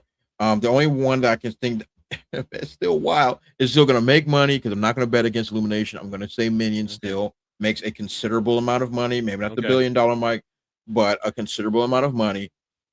Outside of that, everyone else is going to be just fighting for draws. And there's my I point. don't see it. This is a summer of slop, a summer of Yeah. disaster. Yeah. They're going to not make money. So now Oh, we and take- I think Odyssey will make money. Let me say that. I think it'll Odyssey will make squeak money. out a profit, I but think it's going Odyssey to will make be a hard, rough, break your anus profit. Ooh, That's what's going to be. You haven't had enough water. You haven't been drinking. You're not moisturizing. That's just going to tear you apart when it comes out. hey yo, You know what I'm talking about. look, I got IBS. You ain't got to tell me. Yes. Yeah. Oh, It's not gonna be pretty. break so- your anus. Golly. Write that one down. We got gold today. We got gold today. Oh my god. Anyway, point is, Golly. so suddenly when I'm thinking about these adjustments of the break even, it starts to make sense. Hollywood is facing a massive loss this summer. Summer's supposed to be where they make all their money in years past. Am I wrong? Yeah, always. Summer blockbusters, the term. for a Everybody's reason. out of school. Yeah. Everybody's on vacation, traveling. Oh, we have time. We got all the holidays. Yep. But they're not going to make any money on this. Yeah, it's So- rough. It's Now, gonna be rough. It's gonna be a tough. pill to now swallow, it yeah. suddenly makes sense if they're saying, "Oh, break evens are much lower now, guys." You have no choice but to say it out loud, Mhm. because other than that, like, how are you gonna? Once again, the only reason I can think you could say this, and I mean, I'm using very loose logic here. I'm very loose logic. The only way you can say this out loud doesn't make it true. Only way you can say this out loud is to somehow bamboozle your shareholders. That's it. That's the only thing that I can assume if they're not paying close enough attention to the books. Yeah. Like, if you say it out loud, hey, shareholders, guess what? I know every measurable metric we have is showing that we're losing money, but we're really not, because we just made some kung foolery on how break even works. Mhm. That's the only thing I can assume that granted, once again, it still doesn't make sense, because once the paychecks don't come through and somebody Right. can't get their cocaine strippers, they're going to be upset. And There's so many people who say if they say it, it's true. Like the Variety and Deadline, these are acceptable mainstream resources. So if they say it, it must be true. They're beacons of journalistic integrity, obviously. There's no ability for so many people to question, like these stands, to question this authority Mhm. for shareholders who are just worried about their bottom line. Now, you say all these things. Now let's laser focus back on James Gunn, the DCU, and Supergirl, and we'll go back and say Superman 2025, and we'll say Man of Tomorrow. That, to me, is the poster child of protecting something that has been failing since the beginning. We know Superman 2025 made no money. We know it. We know the Absolutely. receipts from Ohio and the marketing. We got it all. Hollywood Reporter reported on. We covered it repeatedly. We know what it was. It needed minimum, even by their crap numbers, 650 to break even. It made 617, 618, 620. That's what it made. That's reality. But they tried to sell us a rotten, stinky, messy bill of goods that it made $100 million out of nowhere. And as Jed said, the stands accepted it and said, they told us, so it has to be real. We have to believe it. And now here we are with Supergirl. Last week we talked about it. We know what the budget is, 175. 2.5. Well, we know what we've been told the budget. Well, we have is. to play the game. This isn't. They We didn't let the tax receipts slip out this time. So Not yet, yeah. by playing by the game, 175, 2.5. That's 412. That's a 412 break even. Or then even if you double it, it's a 350. But they tell us it's 315. Because it must be protected, because James must be protected. We've seen what they're doing with Man of Tomorrow. It's a bloated cast. They're shooting it. It looks dumb. It's going to be terrible. It's going to probably be around the same cost of Superman 2025, if not a little bit more, is my guess. But that is desperate. But here's one big problem now facing James Gunn, Peter Safran, and all the water-carrying piss drinkers of the DCU. The deal is almost done. Big Daddy Paramount Skydance cleared the Department of Justice this week. United States government, United States Department of Justice said, we found no problems. You may complete your purchase as soon as, of course, Europe finishes their investigation. And Jed, what did Europe say? Well, Europe is kind of in a negotiation with them right now. There's a potential deal that's been rumored that if they sell off Nickelodeon or Cartoon Network to get a monopoly out of the children's market, they will allow the deal to go through. And we talked about this a little bit on Friday night, so I'm going to ask this to you, Trey. Which one do you think they're likely to give? Because I think if that's the offer they're given, that Paramount will say, oh, yeah, we'll get rid of one of these to make it happen. Which one do you think they get rid of? Cartoon Network? What's the option? Is it Cartoon Network or Nickelodeon? Yeah. Which one do you think they get rid of? Boy, I'm gonna say Cartoon. We've already Network, discussed honestly. this between us, so I'm asking you. Honestly, I think Cartoon Network. There you go. Cartoon Network has not been viable for many years. There are no new, groundbreaking cartoons that came out. They made it gay. They made it super fucking gay. Yeah, and it's I literally have no idea what's on there anymore. Nobody. Nickelodeon still has viable franchises. SpongeBob alone. SpongeBob alone. Whether you love him or not, Turtles. SpongeBob alone. Yeah, Ninja Turtles is Now, under 20 years ago, which one would you have picked? That's a different conversation, Jed. That's a 20 completely years ago, different difficult. 20 years ago, when you had Toonami and Adult Swim rocking and rolling. Yeah. That's and different. you still had access to every anime And franchise you wanted Tartakovsky was still to. cranking out Yes, stuff for still you. cranking out stuff. What was that? Samurai Jack was well, that might have ended by then, but all the same. And Teen I would Titans have was all the popular. different Teen Titans. Yeah. Like there's no way. There's nothing Cartoon Network has that would be like, oh, let me hold on to this. No, I'd sell it. I'd sell mean- that, but Nickelodeon still has franchises, and I use the And- term very loosely, that can make money. Dash brings up the point. Yes, Nickelodeon is riddled with PDF file stuff, but the Absolutely. Ellisons Who have isn't? The Ellisons can clean house on that. The properties can still remain. They can just fire everybody and restaff. The Mhm. properties are still viable. So, bringing it back to this now, Paramount's going to take over. They are going to own Warner Brothers by this time next year. It will happen right as Man of Tomorrow is coming out. Dre, they're going to see the books. They're going to see the real books, the real losses. And the Ellisons are out to make money. Whether or not they let their stupid daughter make a fucking horrible mixtape game, that aside, they're there to make money. And when they see that that the public's been lied to, that they've been lied to, they're going to get rid, not necessarily of the DCU, but they're going to fire James Gunn. They're going to fire Peter Safran by not renewing their contracts. It's not going to be a big thing. Oh, you're fired. It's, no, we're just not going to re-sign you. Your contract is up at the end of 2027. They will understand, oh, here's the truth. And therefore, this break-even game is been a lie to everybody. And so I don't see how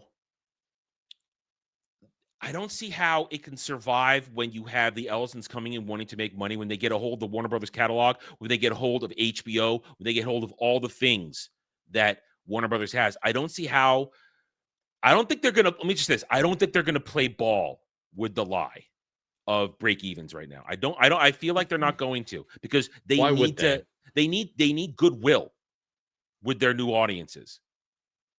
I just don't see how they're going to do it. I think this whole thing, and maybe this is me just big brain thinking at the moment right now. I might be stupid saying this, but maybe this break even charade is now this break even charade trying to make people think that break evens are less than they are is now some sort of buffer for Skydance taking more risks, because Hollywood doesn't like this. They hate this. They're frightened of this. Am I out there thinking that? No, because even Hollywood knows that this is insane. Yeah. It is insane. Granted, they're also insane. But Yeah. there's no They'd be okay with it if it was Disney. Yes, or like if it was Disney yeah. or a powers that be that everybody Play the game. Play the game. But now this is Paramount. Paramount is, I guess, our only studio that still exists. Paramount Skydance is here's the thing. Skydance is not.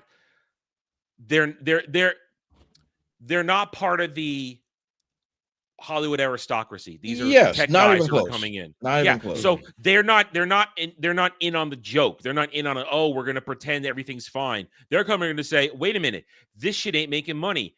Everybody at Paramount, when we just bought you, they fired a few thousand people when they came in at Paramount because they discovered Paramount Plus, all the shit they've been doing wasn't making any money. They tried to retain what's his name that made Yellowstone. I just forgot his name again. I keep forgetting his name. Taylor Sheridan. They tried to retain Taylor Sheridan, but NBC Universal offered him more money, so he's going over there.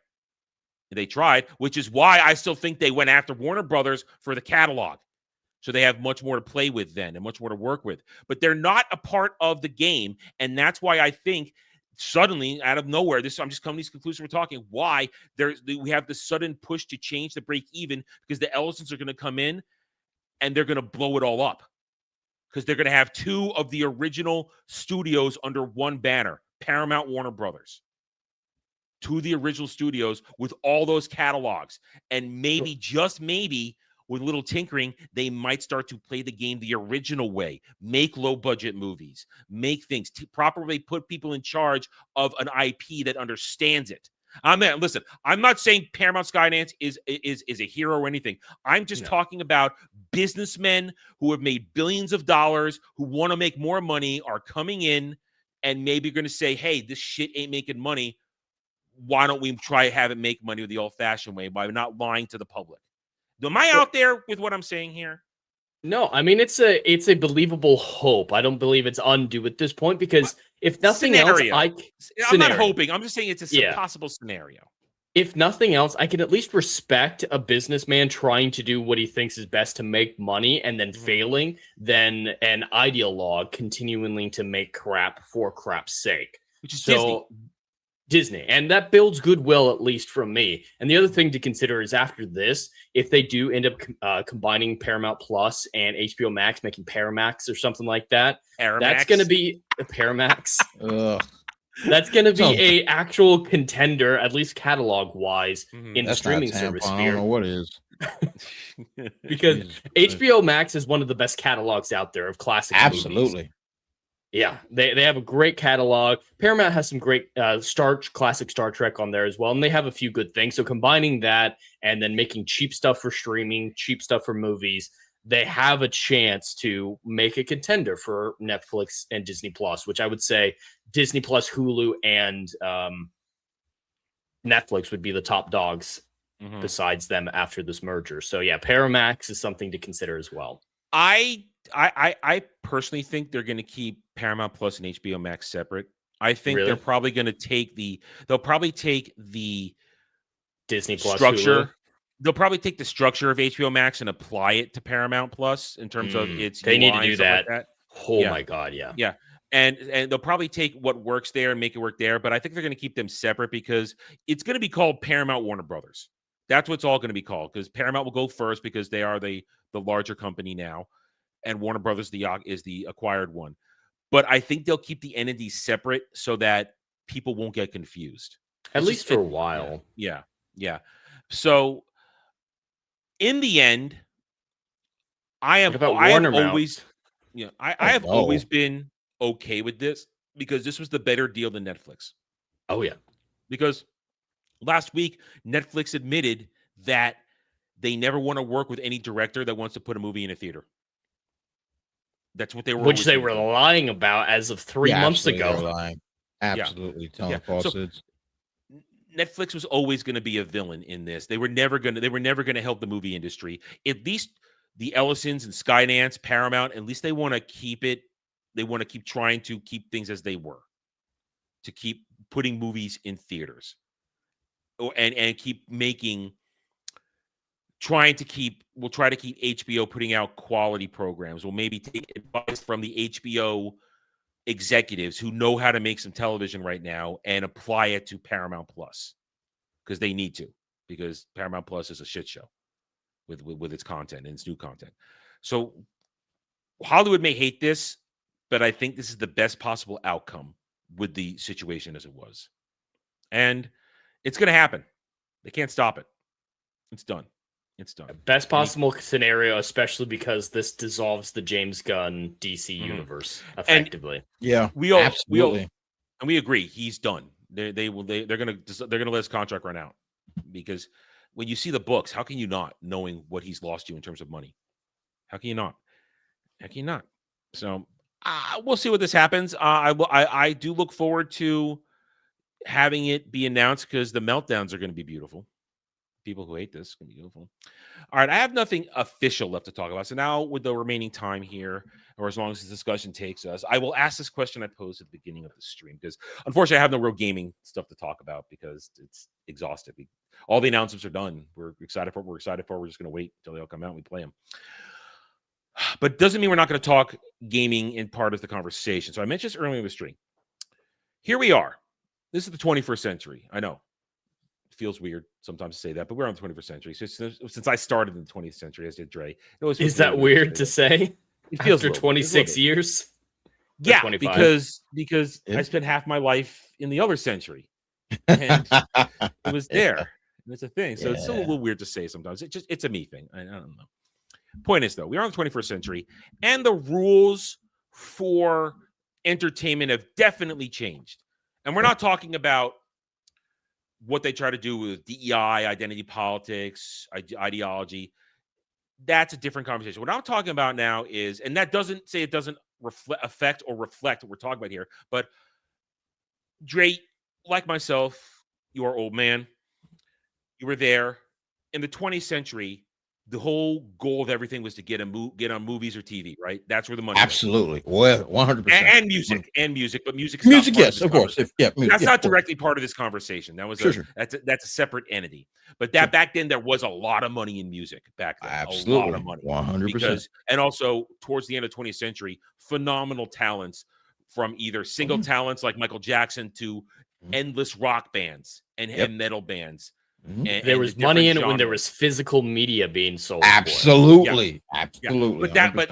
But that's why I'm taking music out of the conversation, because music is not even viable as an industry making money anymore. A lot of people make their money being independent now. It's not about no one's hunting for a record label. No, not anymore. Are they? Yeah. So that's why I'm not including music in this conversation. But I wanted to reference that in the day. There's money. But Dre, you can confirm your whole dream, get something made into a movie and on TV. 100%. And on TV, get that syndication money. That's correct. Yeah. That's correct. Syndication actually still makes money, but that's a conversation for another time. And it works. Yeah. Point is, though, it's not like that in the 21st century, is it? Not at all. Not even close. Not even a little bit. And there's reasons, and I'm going to list my reasons. I want you guys to tell me if you agree or disagree. Reason number one: everything costs much more now. Make a movie and television costs and budget out of control. We wouldn't have a box office segment on this show or discussions if budgets for movies were reined in and legitimately normal. We wouldn't be able to talk about it, but they're out of control. Absolutely. Back then, they weren't out of control. No, they weren't. Inflation wasn't as high as it was. More people went to the movies and bought tickets. Everything you're saying is 100% accurate. So you're making these hundreds of millions of dollars, these billions of dollars in movies and television, or movies specifically with tickets, but it's higher costing tickets with less people going. That's correct. It means less. Yeah, it means less. So the money, you can make money, but you're not that's not the dream anymore. The dream is becoming an influencer. That is correct. The dream is becoming a game developer. And the dream is also then creating an IP that gets a passionate following and may turn into something larger and bigger. Now, the passionate following probably makes you live a comfortable life because you keep putting out the product, people keep buying it, but then it may grow into something else. So have I said anything untrue at this point? No. Everything you're saying, I'm following. So I'm pretty clear. Success in current day should be measured by pleasing your customer, then. The people who want to buy this product you're creating. Therefore, I would say, and here's my thesis, and now we go from here. I'll turn over to you guys. Success is not getting a big movie made or a big television show made anymore, because that Netflix money don't exist anymore. And even if it did, there's no guarantee, because Netflix will cancel your shit after 2 seasons. So then you're out of luck. And maybe you've signed over your IP to them. You don't control it anymore. To me, success now is take your idea, be it a story to put in a book, a game to start a franchise, start it small, a comic, some sort of animated feature that you can do yourself, this and that. You start with that, you get your customers.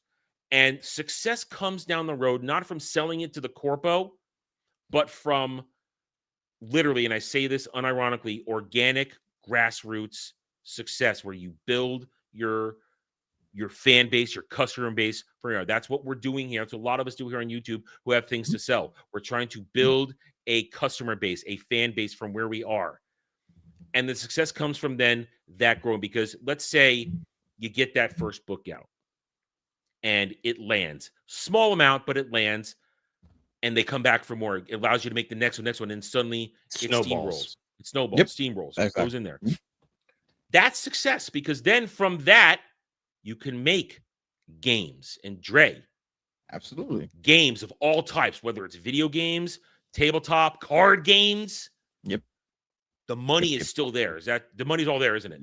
Yep, absolutely. If you have a franchise that's built from the ground up and then it expands, you're going to be backstroking and gold coins. but because that is how you make money now. Folks, Yeah.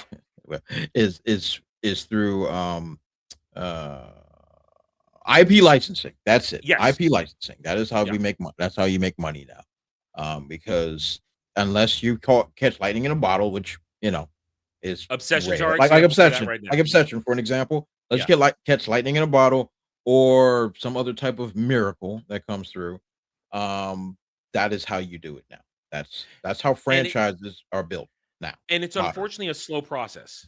It Yes, doesn't It's a happen. very slow process. It's a slow process because you need a bit of luck, and you need the The- talent too. It needs to be The something best that example is Backrooms, because they've been building this for almost a decade now. Those videos came out in 2017, 2018 that started this, and they've been building their fan base this entire time. Yeah. And it's still snowballing even now. Yeah. And so, Jed, that's the thing, though. You start with a fan base. And what is the one thing we say about all these failed IPs that are on movie and television and streaming? They abandon their core fan base. Absolutely. Jed, Doctor Who just got canceled. We didn't talk about Doctor Who today because there's no point in talking about it. It's done. Absolutely none. Jed, they abandoned their core fan base 6-7 years ago. Completely. And that's always been a problem. I don't think that's necessarily a new phenomena. If you betray your customers are going to leave. That's always been a problem. It's very simple. And very now simple. everyone's doing it. From a financial standpoint, I think the currency of the 20th century was who you know. You know the phrase who you know, not what you know. That was a big driving factor of pretty much all industry in the 20th century. And now I think the currency of the future is the loyalty of the passionate. That's way more valuable than anything else. The passionate fan base, they can carry it. Like Stargate, what we're seeing. Here's my thing. That passionate fan base is keeping Stargate alive. Let me say one thing, and then Dre, you jump in on that. I agree with what Jay's saying because they're, as we will say, they will be your biggest cheerleader. They will be your biggest marketer. It's free marketing. They will carry the banner for you. If you've given them what they want, if you haven't betrayed them, they'll say, yes, this is great. Let us share it with you. Now, whether or not it appeals to everybody, that's the different point. Maybe you can't break out past your passionate fan base, but at least you have them to push goodwill. Go ahead, Dre. Yeah, like my brain was processing what Jed was saying for a hot second, but then my brain agreed. I saw you shaking your head. I'm like, oh shit, what did I miss? No, my brain was processing, and it was like, wait, yep, he's right. Yeah, yeah. The idea of the passionate fan base being the modern 21st century currency has to be the truth, because who you know doesn't matter anymore because they're broke. And the internet makes it anybody can be famous. Yeah, anybody. Influencers. That's why everybody wants to be an influencer because that's the only reason Zendaya keeps getting work. Yeah, her social media, and she's following. terrible, and she's horrible. But if you want, but at the same time, it also falls in line with the idea of I guess lightning in a bottle isn't the proper term, but getting viral at the right moment, traction at the right moment, because like you can create something that's really, really cool, but if the algorithm isn't there to give you a little reach around, it's not really going to do too much. And that's why some things are just explosive and then some things take forever. Like Jed made a very good example of Backrooms, of how they spent many, many years working on it. It was a game and there was a few other things. It's a YouTube series first. Okay, good. It started out as a Reddit post, actually.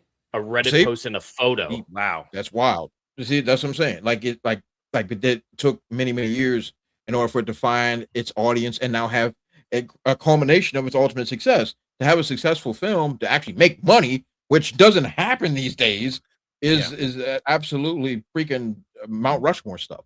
So I definitely agree that it is about the passionate fan base currency. I think.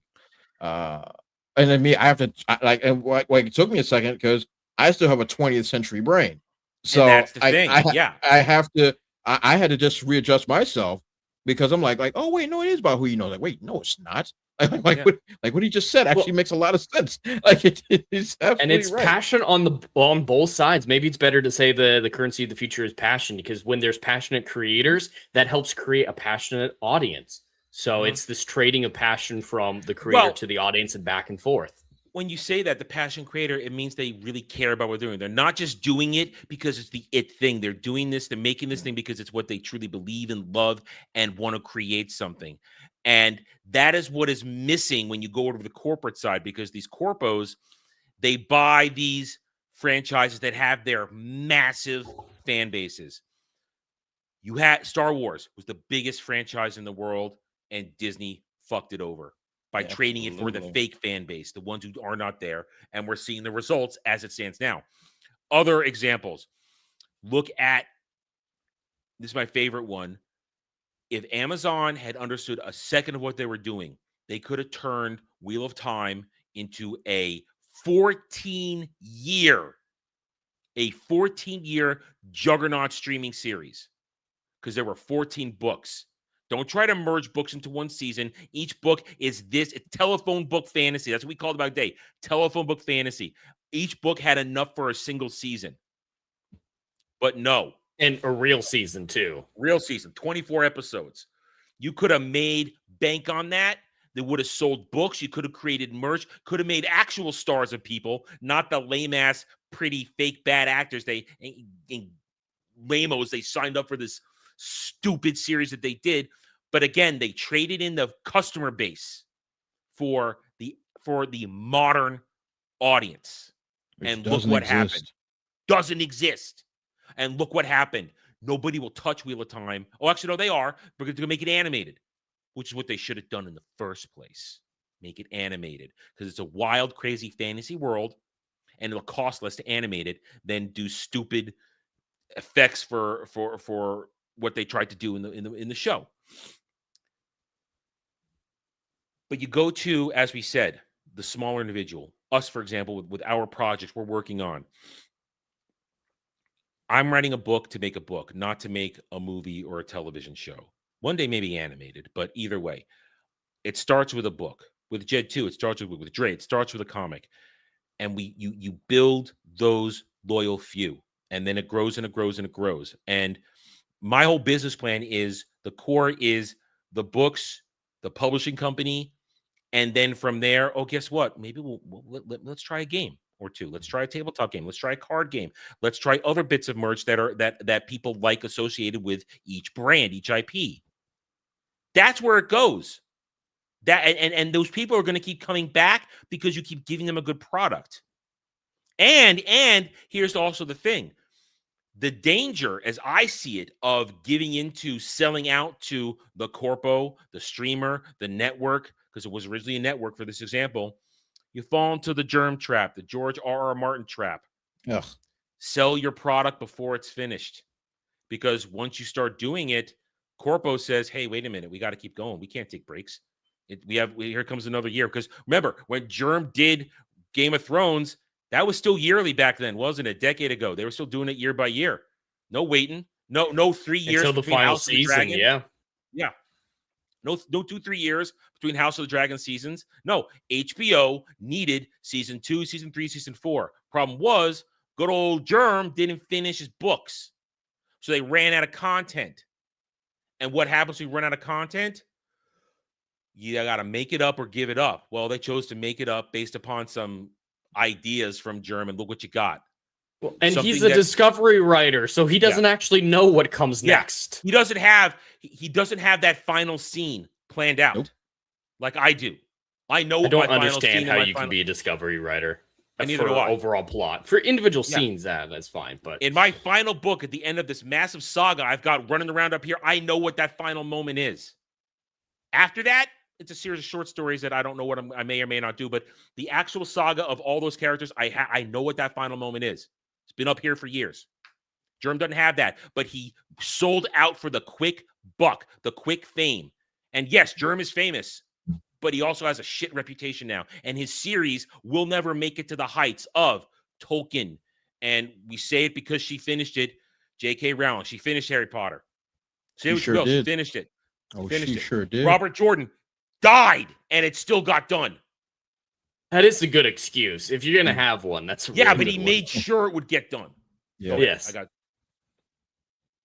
He's dead. Speak. I got to blow my nose. Yeah. Absolutely correct. Like, the idea of what George R.R. is been trying to do is not conducive to a successful series, which is No, why it's never many going years to ago, endure. and no, absolutely not. And that's why I said many years ago when Game of Thrones, 'cause I never read Earth, Wind, and Fire, whatever the books are called. Never read them. Song of Ice and Fire. Yeah, I had no like even now like Middle Earth is not my thing. I never had That's really Tolkien. desired it. It's they're the same genre, okay? They're the same genre, Adam. They're I'm the same saving one. you. I'm They're the saving you. they're Cat's the gonna yell same at you. genre. I know, and I appreciate your protection, but it's the same genre. I know they don't want to hear that, but it is. Well, it's high Same fantasy. genre. Well, Yeah, well, Yeah, it's Term is is high dark fantasy. fantasy. Yeah, but Tolkien's it's the high same fantasy. genre. Yeah. So I was never into it, but when I first saw like people was like, "Oh, Game of Thrones is the greatest show ever made." I watched like the first season already passed. I said, "Okay, I'll go watch it." I watched the whole first season. I sat there. I was like, this is trash," and moved And I said on. the same thing. I said the same thing. Yep. And everybody's there like, with "You're a moron. You don't know. You don't see the brilliance." I said, "No, there's nothing happening. Like I've sat here for hours and nothing has happened. You're telling 6 different stories at the same time. I don't have any development for any of these people. I don't know what anybody wants." And full disclosure, the titties weren't even that great. It wasn't. Titties weren't even. It that great. wasn't at all. And I got nothing against my Anglo-Saxon sisters, no question. But it was not worth the price of gas. No. At all. So I like the idea. There was like, no Rome. There's nothing. It was now Spartacus, Rome. Now Lucy we're Lawless talking got naked for real. Spartacus, dude. Do you understand that's a wish fulfillment from the 90s right there? Goodness gracious That was me. wow. Okay. Yeah, and these broads. I just reached that mountaintop finally. Now these are some bad chunks in Spartacus. Now we're getting the price of gas is worth it. Let's go. But Game of Thrones, it was not a good show. It was not well written. I like everybody was crying. Everybody was ready to put me up on the I know, I stake was there. next to my Lord and Savior. But no, not at all Now until none the of them final care. season. Now the final season came like I'm getting apologies like, "Oh my God, you might have been right." Might? You're going to tell me that a story is not complete. Someone is writing it on the fly and producing a show, and the book still ain't even done. What are you talking about? You're And just there making it up is. stuff. You can't do that. That's not how that works. And Like, bro, it's insane. that's my overall point. Germ was operating on the 20th century mentality of I'm selling out to make my quick buck. And he got lost in He it did. because He got he didn't paid. have the finished product. Now, if you're J.K. Rowling or you're anyone else, you sell out, you had your finished product, or J.K. Rowling finished her product before the movie's finished. So no, Absolutely. yeah, Like all the books. Now the movies were not good adaptations. In the Yeah, end, like as far as my story. knowledge is Yeah. concerned, all those books were done. I was never into Harry Yeah, Potter. The first 3 books were done before the first movie, and then she was always about 2 ahead of the movies. That makes sense to was me. fine. And Germ had that kind of, he had a lead. He had a 4-year lead to finish at least the 5th book and get it out, but he didn't. Here we are. He still didn't do it. Decade later, still hasn't done it. But there's my point. There were still those who could get away with it. Or if you are Amazon, you had a completed series, but you let a piece of shit whose name I just forgot, who did Wheel of Time? Chat. Save me. Rafe Judkins. Rafey Poo. That's it. I can remember the poo part. Rafey Poo. You let a piece of shit like Rafey Poo rewrite it. You had a finished series who has a diehard fan base, who was ready to give you money and give you praise and go on a 14-year ride, and you hand it over to a piece of shit like Rafe Judkins to rewrite it and make it super fucking gay. Literally, make it gay. And break the rules of the whole franchise. You didn't understand. And that's where we go back to Jed's point. You gave away your most important currency, your passionate fans. And what happened? The passionate fans turned on you for Wheel of Time. The passionate fans turned on you for Star Wars. Even the passionate fans turned on you for Game of Thrones because they turned on not only on Warner Brothers HBO, but they turned on Germ for not giving them the finished fucking product. which is why I always wonder how can you keep going back like battered wives for House of the Dragon. It may end, but the rest of it still isn't finished. You're living in you're doing a history lesson. You're not actually back in the prime story. It's an outline of history. It's not a real book that it's based off of. They're making up most of it. This was an outline. Yeah, they say it's the definitive version. That's what happens. Yeah. Point is, you betray your fan base, or you try to betray them like the Tolkien fan base, and they go, "Oh no, you don't. We will not accept Rings of Power. You can go fuck right off." So here we are. I think we've come to this perfect conclusion. The way to success in the future now is it starts with, I believe, first, a quality product. You got to have something that's good. But the good product will eventually find its audience. I believe that. I believe it. If you have it out there or you're talking about it and your audience is coming to you and you're promising it and they like it, it will grow with it. And then once you've got that, then if it's working, then the opportunities are there. Make merch, make games, both physical and video games. And of course, I would say aim for that video game because you make a good video game. There you go. There you go. Most profitable industry in the world. Dwarfs entertainment industry, dwarfs Hollywood. But you need source material. In America, in the West, it's books, stuff that in comics, like what me, Jed, and Dre do. In Japan, it's also comics. We call it manga and things called light novels. What happens in Japan when a light novel and a manga has enough success and they're cut? That's a cutthroat industry. Only the best survive over there. What happens? Then you get your anime deal. And now in this current era of anime, they don't rush it. They let it play out. They don't make up the endings. They let the mangaka and the authors finish their product and put it out because in the end, if you have the real story adapted, it'll be success and it will stand the test of time and people keep giving money and buying the merch and buying the products. So there it is. Good source material, loyal fan base, passionate fan base, and I think steadily you will grow your IP. I think that is what makes successful IPs and franchises in the future. No longer the 20th century model, hey, get a big corpo or studio to buy my treatment and buy my thing, give me the one-time payout, and maybe I get some royalties later on. No, the independent creator who still owns their IP, because I will say that, I've said before and I'll say it again, when I hopefully manage to get my publishing company off the ground, my small publishing company, if you are a new and burgeoning author with a good idea and you come to me and I like it, you will still own your IP. I don't want your IP. I have my own IPs already. You own your IP. You're simply going to pay me a fee to make it and put it out there. That's where I exist. Because I will hopefully have an established brand that will have an audience willing to give you a chance. That's what I'm selling you. You get to keep your, so if you get a deal someplace, that's your money, not mine. That's you earn that because your IP is good. That's what I believe. Independent creators should own their stuff, but there still needs to be mechanisms to get it done. And that's where, as Dre said, the licensing comes in. You license it out, or you pay the fee to get it out there to get it through so it gets to a wider audience. That's the future.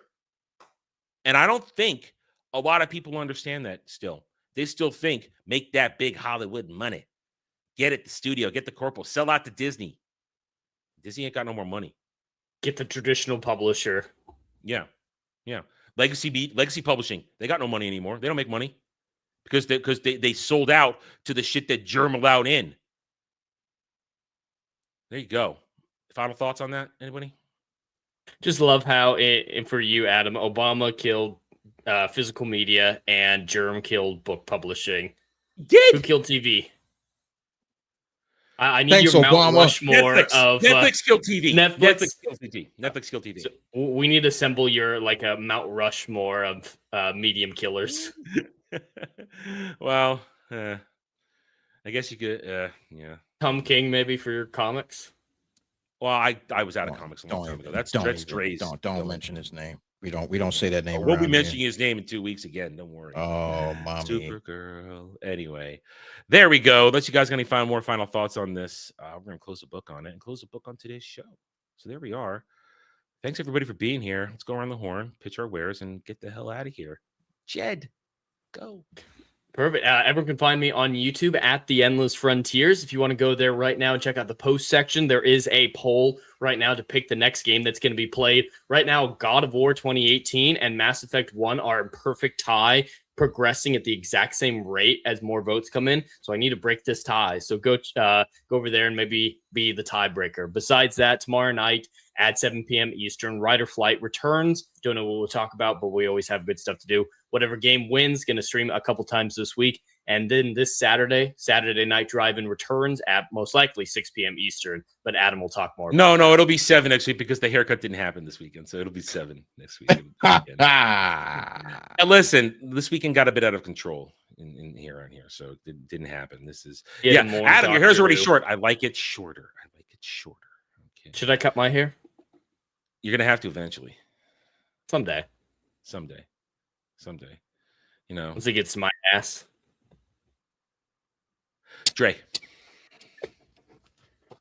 Okay. I haven't cut my hair in quite some time either. I'm big puffing out here. Anyway, the point matter is, chat shouts to y'all. Of course, check out the Brew Playing Comics YouTube channel and follow me on X Twitter at TheBrood00. And of course, check out my website, bpcomics.io, for all the creative things I got going on in the comic sphere, voice work, and all the other things. So definitely check that out. And soon we will have some more announcements on Trouble Rise of the Children. It is still currently in production, and we are moving right along. So do those great YouTube things, like, comment, subscribe, and share the vid. Outstanding. As for me, there was going to be a special Wormhole Watch stream tonight to recap DS9 Season 3, but Brad has had some private life things come up, so we will not be doing it tonight, unfortunately. We'll be doing it next week, and therefore, my night is open. I'm going to stream a game. I've decided on something. I'm going to surprise you later, though, so stay tuned for that. It'll pop up in a couple of hours once I've done with the whole dinner thing. Anyway, as for that, rest of the week, Daily Dive, 2 p.m. Eastern, usually Tuesday through Friday, although we'll see how tomorrow goes. Maybe I'll feel like doing it anyway. Check out for that, where you guys can just pop in. It's where we really talk to each other more, because as you guys know, these types of shows, we talk to guys in the chat, but it's really more about the discussion. You guys are here for discussion, not for the interaction. Daily Dive is where we do our interactions. Next Friday, Try Hards. I have no idea what we got planned for that yet. It's too early to tell, but we have decided. I promised yesterday on Drive-In that I would decide on this week's movie, and we kind of just fell into it while we were talking about stuff, and it seems appropriate. We're going to do Stargate 1994. Go to Stargate 1994. Kurt Russell is Jack O'Neill with 1 L. 1 L. Just one, not two, just one. So we're going to do Stargate 1994. It's going to be fun. Have a good time. Join us for that. 7 p.m. Eastern, because the haircut will happen next Saturday.